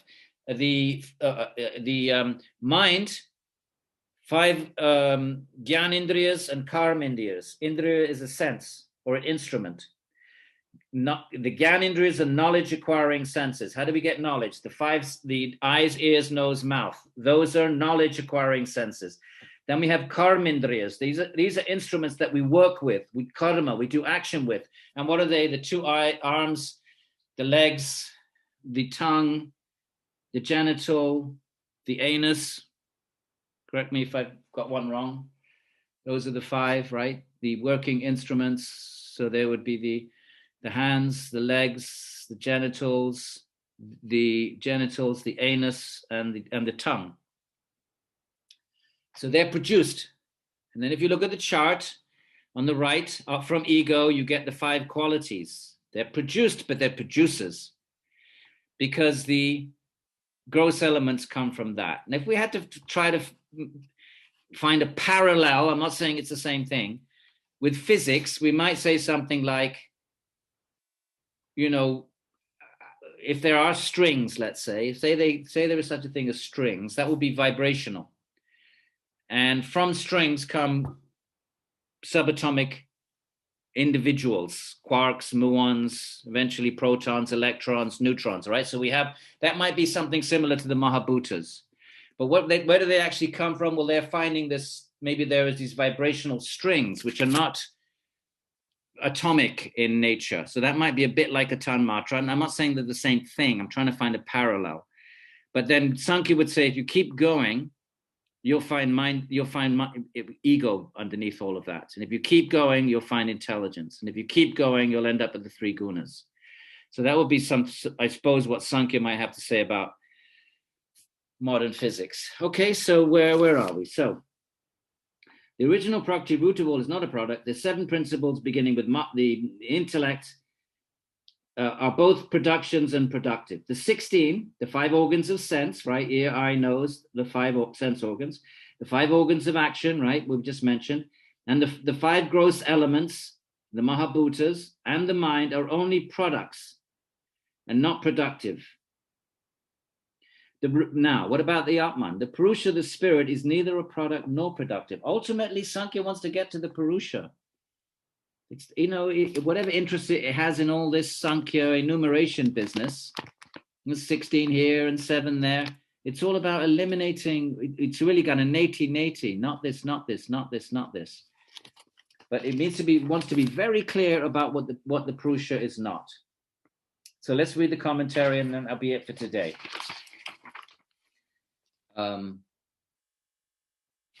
So we go back to page 45. Okay, I think we can make it through. I'll just speak less. What are the special characteristics of the manifest, the unmanifest, and the knower? That we explain. So pradhana is another word for prakriti, and it's used more than prakriti. Pradhana is the primal nature, since it's the origin of the 7 evolvents and the evolutes. 7, right? Because 7 things that are both products and productive. Intelligence, ego, and the subtle qualities, the tanmatras. It is the origin having no cause. It's not produced, right? You see why Vedanta doesn't like this? What does Vedanta want the cause to be? Atato Brahma Jignasu, Janmadhyasya Yataha, first 2 verses of Vedanta Sutra. Atato Brahma Jignasu, now we speak about Brahman. What is Brahman? Janma Adhyasya Yataha, that from which creation, etc. emerges. So Vedanta wants to have all this creation coming from Brahman. What's Sāṃkhya saying? All that creation comes from Prakriti. And then there's Purusha. Vedanta accepts them. But Vedanta says, whoa, hang on a minute, keep going. That's not the stop sign. There's Brahman beyond them. Now, whether that's the personal Brahman of Ramanuja, Narayana, Vishnu, or the impersonal Brahman for Shankara is a different story. But everyone agrees that Prakriti and Purusha are not ultimate. They come from Brahman. So that's why Sāṃkhya is the primary opponent to Vedanta. It's going to direct more arguments against Sāṃkhya than anything else. Metaphysical arguments. All right. So it is the origin having no cause. Line 3. Hence it's the primal nature and not a product. Vedanta's going to say, no, you got that wrong, mate. It is not produced from anything else. And therefore, the primal nature is not a product of anything. You see how he's stressing it? It's like in your face, Vedanta. Mahat, etc., Buddhi, the 7 are productions and productive. What is Mahat? It's the intellect. Intellect and the rest. 7. What are they? Intellect, ego, and the 5 subtle elements called tanmatras. These are the 7 productions and productive. We've been through this, okay? Clear, they're produced, but they also produce things from themselves. Like milk comes from the cow, but then it also produces yogurt. Okay. 4, from the nature, prakriti or pradhana, is intellect produce. And therefore intellect is a product of the nature, prakriti or pradhana. But it itself produces the ego. So ahankara, so therefore it is productive. The ego too is produced from the intellect and is therefore a product, but it is productive, for it gives rise to the 5 subtle elements. Look at your charts. Again, the subtle element of sound is produced from the ego, hence it's a product. And from it is produced the ether, and therefore it is productive too. It's a product and productive. And it goes through the whole list. Likewise, the subtle element of touch is produced, and is a product, and then it goes through the 5 subtle and the 5 gross. Okay? So, go to the very end. The 5, do you want to read through the whole thing? You want to read through? Okay. So the ego too, so you look at your chart, all right? So it goes from subtle to grosser. So the qualities are sound, and then sound, I don't have it in front of me, touch, sight, no. Sound, touch is air, sight is fire, taste is water, smell is earth, okay? So that's the list on the subtle side. And then the gross side, we have the subtlest is ether, then air, then fire, then water, then earth. So now, from ether is the first one out of ego, comes ether. From ether comes, wish I had this in front of me, sound. That's why sound is so important in Indian culture. We get knowledge through sound. From sound, then we get touch. From touch, air. And so it goes like this, all the way down until we get to the end of the list, which is the earth atoms, which is the most tamasic. And there's an increase in tamas as you go down the list. So that one thing is different from the other. Why? Because of the increase in tamas. The proportionality of sattva, rajas, tamas changes from each evolute. And thank you, Bob. How are you doing? Bob Gilbo, been a long time for sharing the chart. Bob Gilbo, ladies and gentlemen, I don't know if you have my Yoga Sutra book, but there's a Sāṃkhya chart in there, and Bob Gilbo did it. And I just saw his name pop up in the chat. Thank you, Bob. Haven't seen him for 15 years or something. So let's read it. You want to read it? That way we can say we read the whole thing. So The ego too is produced. Well, we did that. So here we go. Again, the subtle element of sound is produced from the ego, hence it's a product. And from it is produced the ether. And therefore, sound is also productive. Likewise, the subtle element of touch is produced from the ego. So it's a product. And since it gives rise to wind, it is productive. Oh, I see. He's going to go down just there's different ways of doing this, by the way. And there are different schemas in Sāṃkhya. Slightly different, no big deal. The subtle element of smell is produced from ego, so it's a product, but it gives rise to earth, so it's productive. The subtle element of form is produced from ego, and so it's a product, but it produces light, it's productive.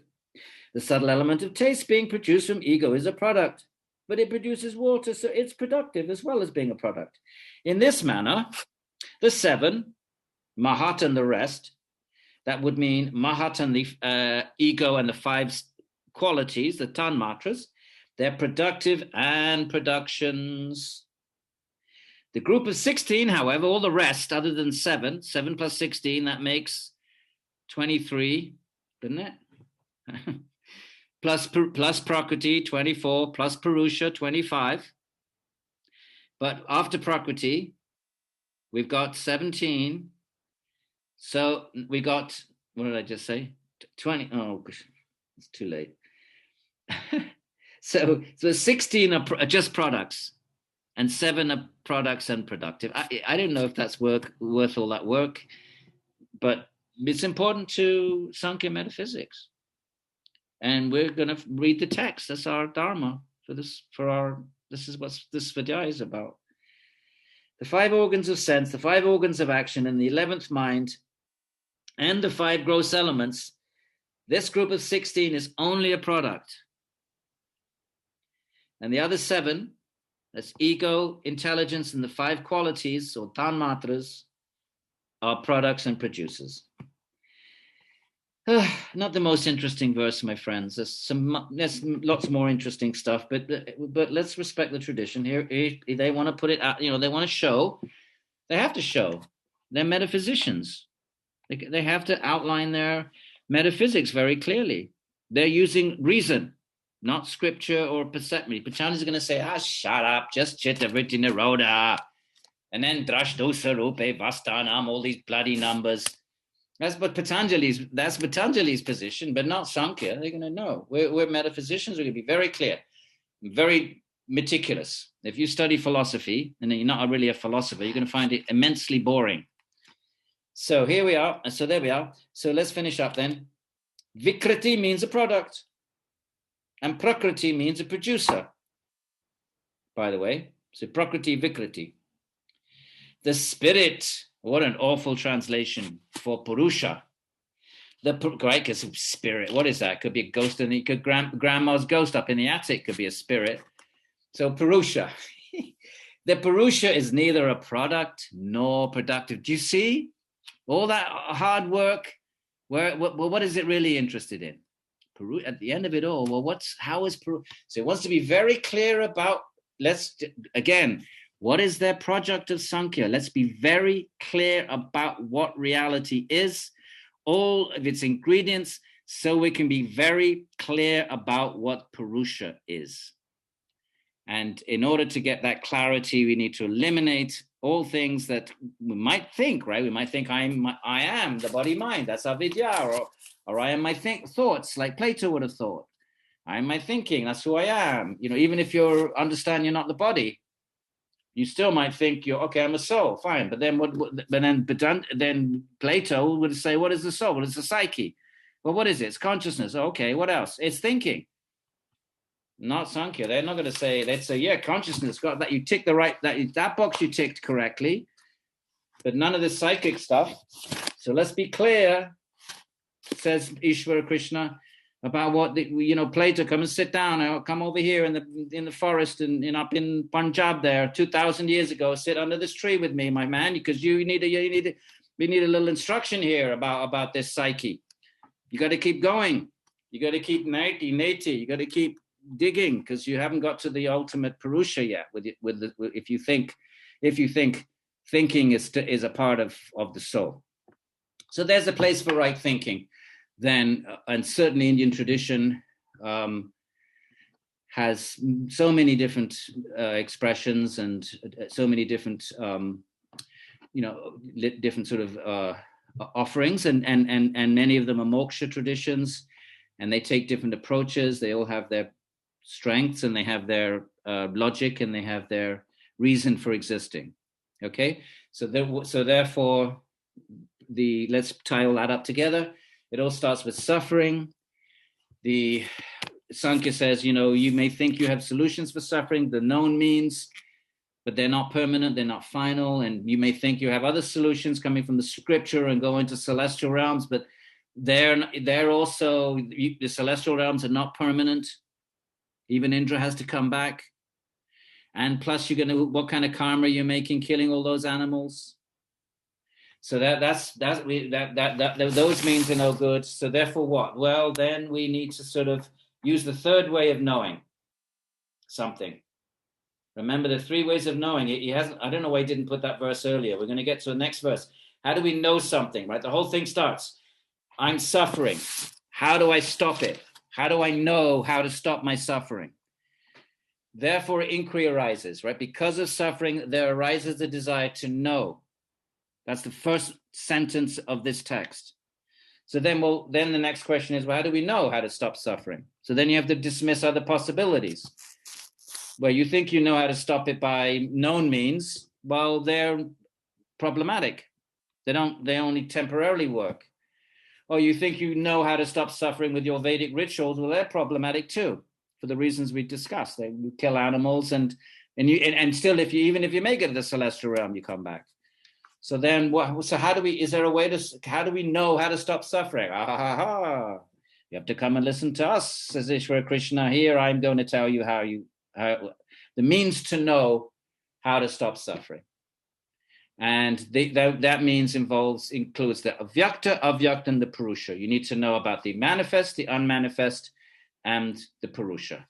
And that's how the text kicks off. What do you think?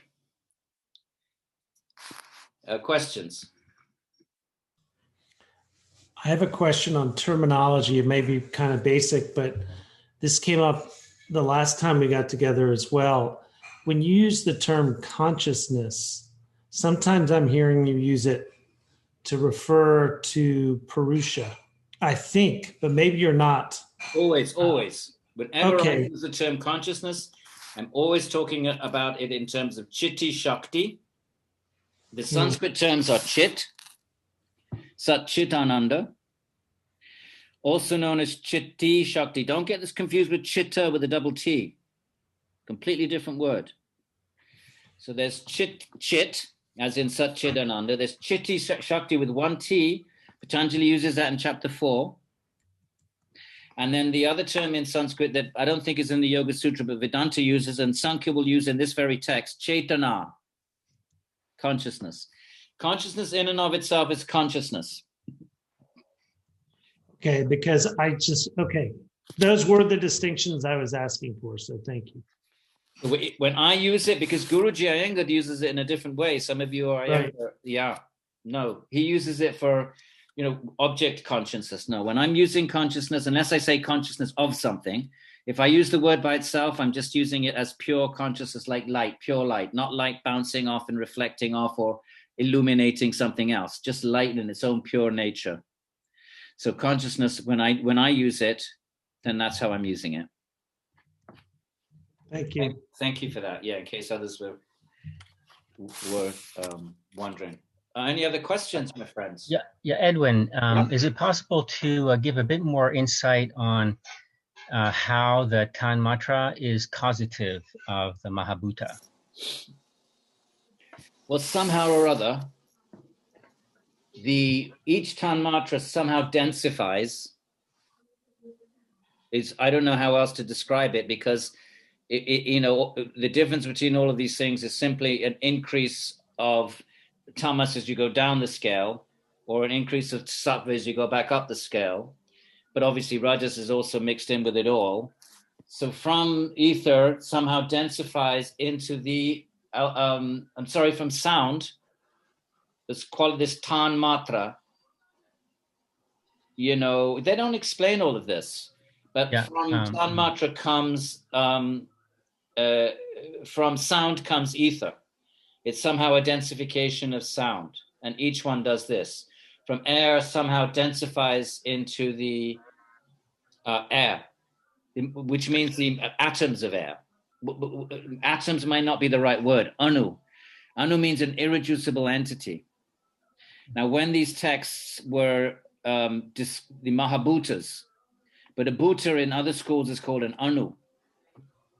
And when they translated these texts in the, I guess, the end of the 1900s or maybe early 20th century, you know, people thought the atom was irreducible.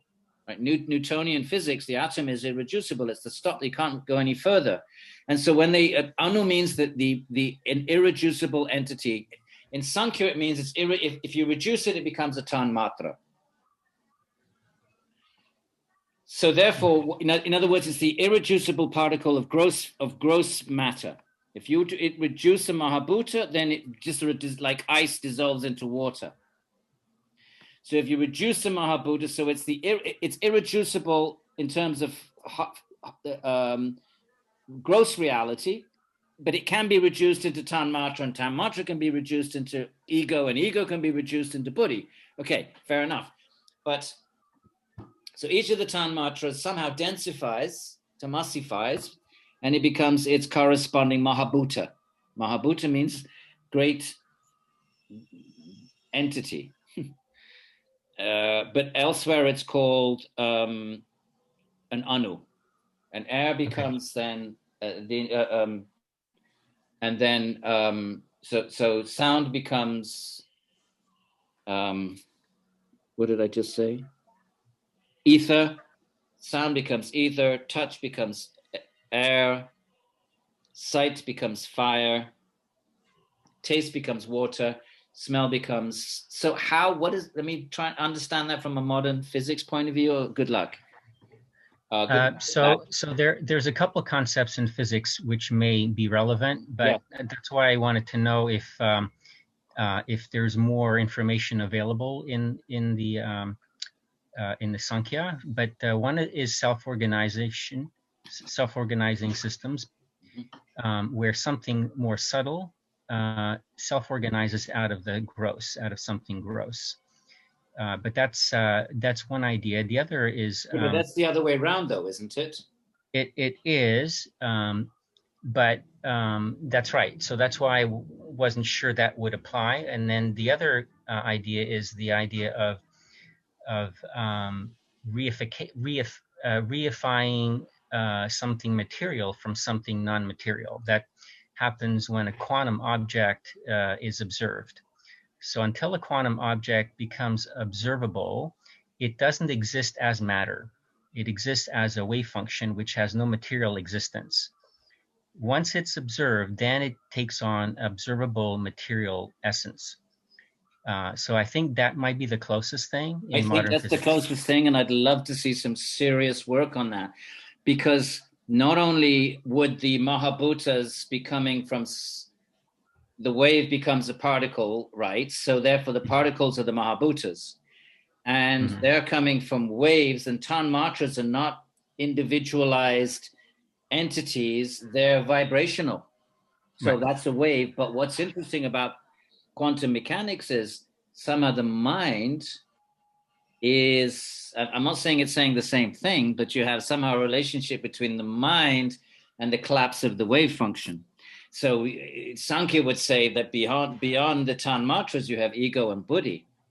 Now, whether something can be sort of, whether there's some interesting parallel, then, you need a physicist. I'd love to, and I'd love to see someone reflect on that. I mean, if you ever, obviously physicists would think would dismiss it as just hokey pokey, foolishness. Well, I'm a physicist, and I'm not dismissing it as hokey pokey. I would love to, if you ever care to, engage that possibility. We don't need, so you're looking for material in Sāṃkhya. Well, we were reading the commentary. There are other commentaries. I can give you all of the literature. Okay. Well, actually, all you need to do is buy one big book, which has all shall I go and get it, show you? Sure. 1 minute.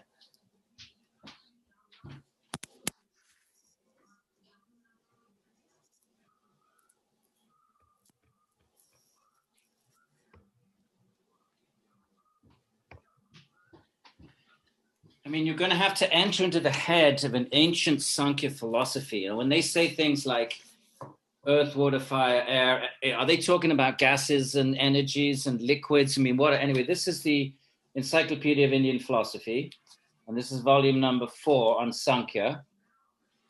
And it probably costs a pretty penny, but it's put out by. But if you get it from India, it's affordable. So if you go to one of the, I don't know about Amazon, but this shouldn't cost more than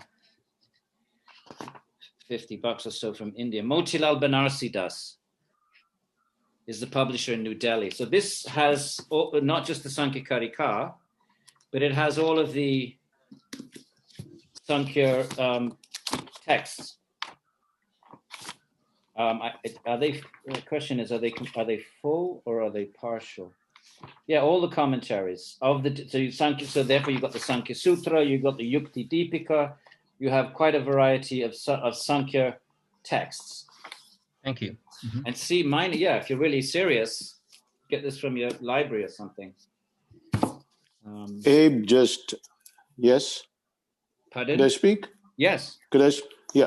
So the interesting part is not so much the evolution, which we have discussed, where things evolve out, but the involution back. So though you can explain some of the stuff on quantum physics as going forward, but now you're combining both the material approach, which gives origination to psych. Psych is giving origination to material, but then we are saying that the material should be able to dissolve back into the psyche to be able to really get salvation. So it actually combines, it actually makes it a circle pretty much. Right. Or a back and forth. Yeah. You know, thank you, sir. Thank you. Scholars debate about whether this metaphysics was put together from a cosmic point of view or an individual psychological point of view. What do I mean?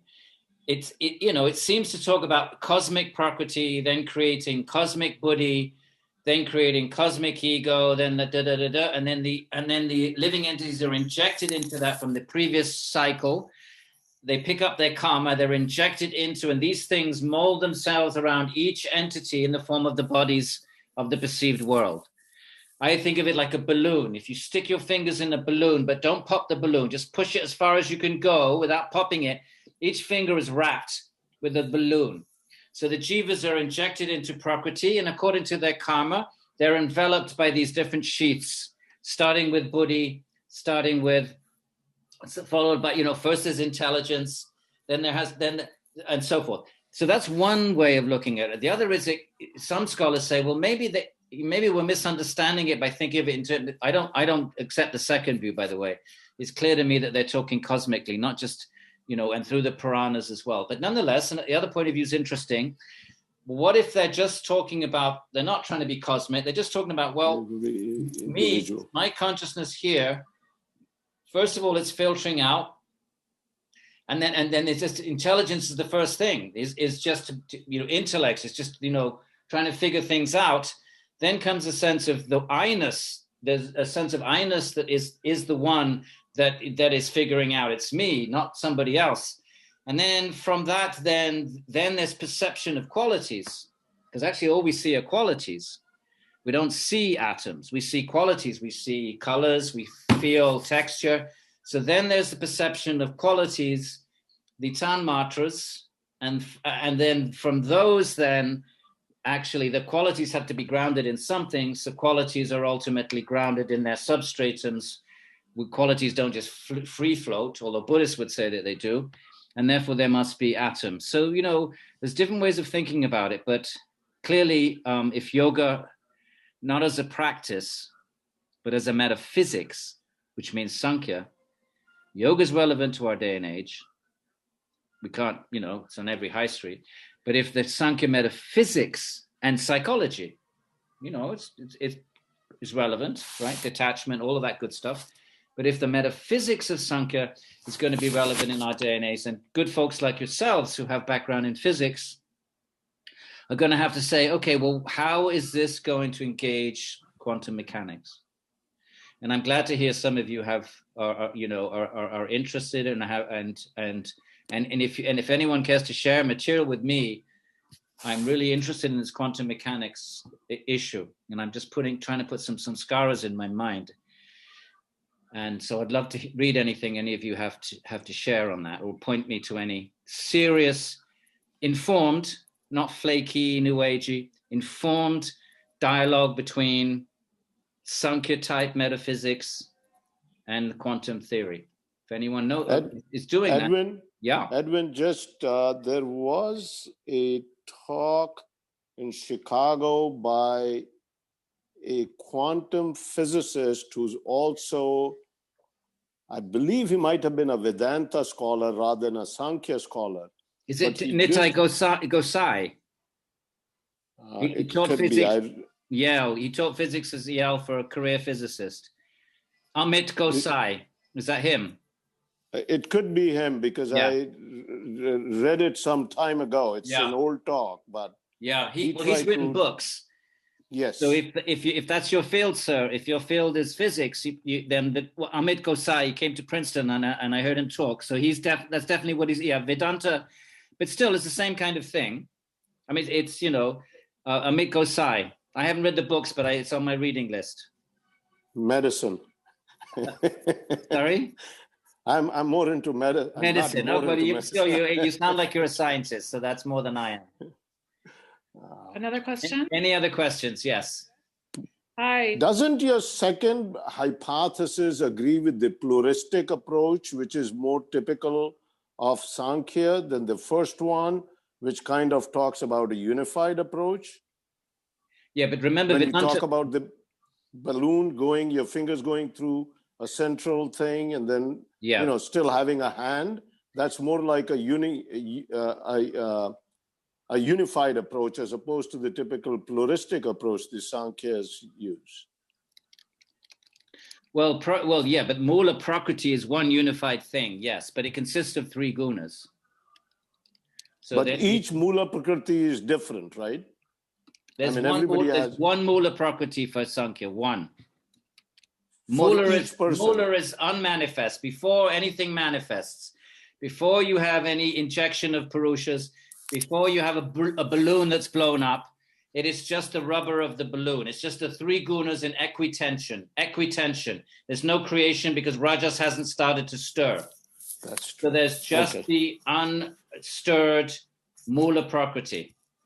And that's cosmic. And that's, yes. And that's not the unity of the Brahman, of Dvaita Vedanta, no. That's another thing. Any other questions, my friends? Yes, Heather. Hi, good evening. Hi. Good evening. Are you able to put yourself on the... Yes. Me? Pin. There we are. Hi. Hi there. I think it's a simplistic question, but it's been on my mind for years. Yeah. In the Sāṃkhya philosophy worldview, I have sometimes seen antarakarana, like off to the side, defined as conscience in ethical or moral situations. And I don't know what to make of it because I don't see it in most of the charts. Yeah, antakarana is just a term that's used to talk about everything of the embodied being other than the 5 gross elements. So your antakarana is your subtle body. It's also called the sukshma sharira, and it's also called the linga. And it consists of your buddhi, your ego, and then the mind, and then the 10 shaktis that are the karmindriyas and gyanindriyas. So that will be 10, 11, that all of that is the antakarana, everything except your gross body. So it encompasses so many other things on the chart. It's just a different term? It just anta means inside, and Okay. karana means instrument. It's another word for indriya. So the antakarana is your internal instrument. Actually, just think of it as the three. It's usually when they talk about it, they're talking about the manas, the buddhi, and the ahankara, or the asmita. That's it. Just think of it that way. Although it's also other subtle shaktis and pranas as well. But but usually when they talk about the antakarana, they're talking about those three. It's also called the sukshma, subtle sharira, body. That's the body that leaves at death. So the mind goes with the Atman and the intelligence, birth after birth after birth after birth. It's not that we have a new mind. What we have is a new portion of the mind activates, a new cluster of samskaras activates in the mind. But the mind as a sheath accompanies in Sāṃkhya and Yoga accompanies the Atman. So the anta karana, internal instrument. Great. Thank you. You're welcome. But mind is a part of the prakriti, isn't it? Yeah, and the antakarana is all prakriti. So then the purusha is liberated. Okay, the purusha is separate. Okay. But the purusha is distinct, as we'll see when we get to Yes. very, very shortly, the next verses. Yes. Yeah. Yes. Anybody else have a question, my friends? Sorry. Yeah. I was wondering, so when does the yoga arise as a product after, as a kind of like a method out of the Sāṃkhya? Oh, we don't know Textually. that. I mean, we that's a historical question. I mean, we see the first expression of it in the Shvetashvatara and the Karta Upanishads. So in the Karta, we have, I don't know if you took the history of yoga. Of course, that were the predecessor to this, but we read.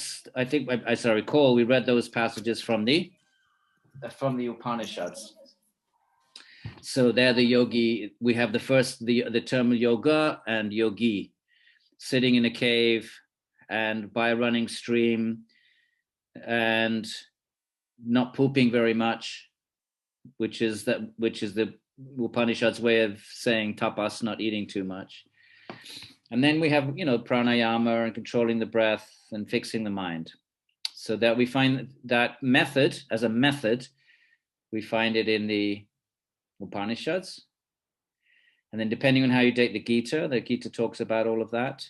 And then we have the Mahabharata, the Moksha Dharma, full of yogic narratives. As I told you, there's a dozen PhDs waiting to be done there. In the Moksha Dharma section of the huge Mahabharata epic, there's one section when Bhishma is lying on the bed of arrows. The great, wonderful, invincible warrior Bhishma, grandfather of all the Kurus and Pandavas, beloved by all. And he's allowed them to kill him because he knows he can never be killed. So he's lying there and he's waiting for the sun to rise to the auspicious moment. Not that he needs to. He's a liberated soul. He doesn't need to leave his body in an auspicious time. He just does that to give 60 days so everybody can gather around, and he gives these wonderful discourses on dharma and all sorts of things, but he gives a lot of discourses on Sāṃkhya and yoga. So that's an earliest, font of information on, yoga as a practice. So right from the start, as soon as we start having references to Sāṃkhya, we have references to yoga as a practice, if that's the question. Is that Hector? Is that you, Hector? Yeah, I just said thank you. I really appreciate that. Welcome. Yeah. Any other questions, my friends? Could you talk a little bit about who Copula was in mythology? Oh, for a minute, I thought you said Caligula. Copula is, there's a whole book on Copula. He's, probably the most mentioned ancient sage. I think there's a reference to him even in the Rig Veda, one of the Vedas. So he's mentioned in the Shvetashvatara Upanishads. He's all over the Mahabharata. And Shankara says there were two, because one is a theistic, because the Bhagavata Purana, the text that I work with, Copula is an incarnation of Vishnu. Vishnu comes as an incarnation. So there, by the time of Shankara, you have this idea that there were two Sankhyas, a theistic and non-theistic, and therefore two Kapilas. So a lot of it's lost in the mists of history. But Kapila, his story is given in a number of the Puranas. And there's a whole book on him that I once saw. I don't know if it's on my shelves. I've lost track, but someone, it's a nice kind of PhD project. You go through, all the sources and find all the narratives about Kapila, and then you try to theorize. I mean, that's what academics do, I guess, sort of very much historically focused. So, so he's mentioned in the Upanishads. He's all over the Mahabharata epic. His story surfaces a number of the Puranas, and he's mentioned as early as the Vedas. So he was a very well-known sage. I mean, his story gets reworked in all kinds of different ways in the passage of time. But like I said, the text I work with, Bhagavata Purana, is an incarnation of Vishnu, and he comes to establish Sāṃkhya. Gita is a Sāṃkhya text. Vedanta also accepts Sāṃkhya. It's just that it says Brahman is the original cause, but it accepts Prakriti and Purusha. Anyone who talks about Prakriti is talking about the gunas. When we start talking about the gunas, then that's Sāṃkhya. I read that Haridwar was related to him in some way, that he was connected to that city. You know anything about that? There's a Kapila ashram up there. So tradition says even now there's a Kapila ashram up I think closer to Rishikesh, actually, up in the Himalayas. So so Kapila is associated with Rishikesh, and then there's a story. There's lots of stories about Kapila. Not so many about Patanjali. You don't meet Patanjali. Occasionally he's listed, but you don't get his story in the ancient texts like you do Kapila. So he was much better known than Patanjali. So he gets reworked in different narratives. But the fact that he's getting reworked means that he was a very, he really was a sort of a real personage, some would say an incarnation of Vishnu. We read in the Shvetashvatara, he's born with the knowledge. So he's already born to give the knowledge. Already that's mentioned in the Shvetashvatara, and Shiva is overseeing that. So right there, we get the sense that he's not just born like we are. He's a super normal, or sort of he's not born because of karma. He's born. Some of these beings, according to tradition, they come not because of karma. They come, like the Bodhisattva or something of Buddhism. They come out of compassion. When we read that in the beginning of the workshop, out of compassion, the sage Kapila comes, not because of karmic bondage, to give the knowledge of the tattvas. So that, all of this gross elements, subtle elements, they're the tattvas. They're the thatness, the that's.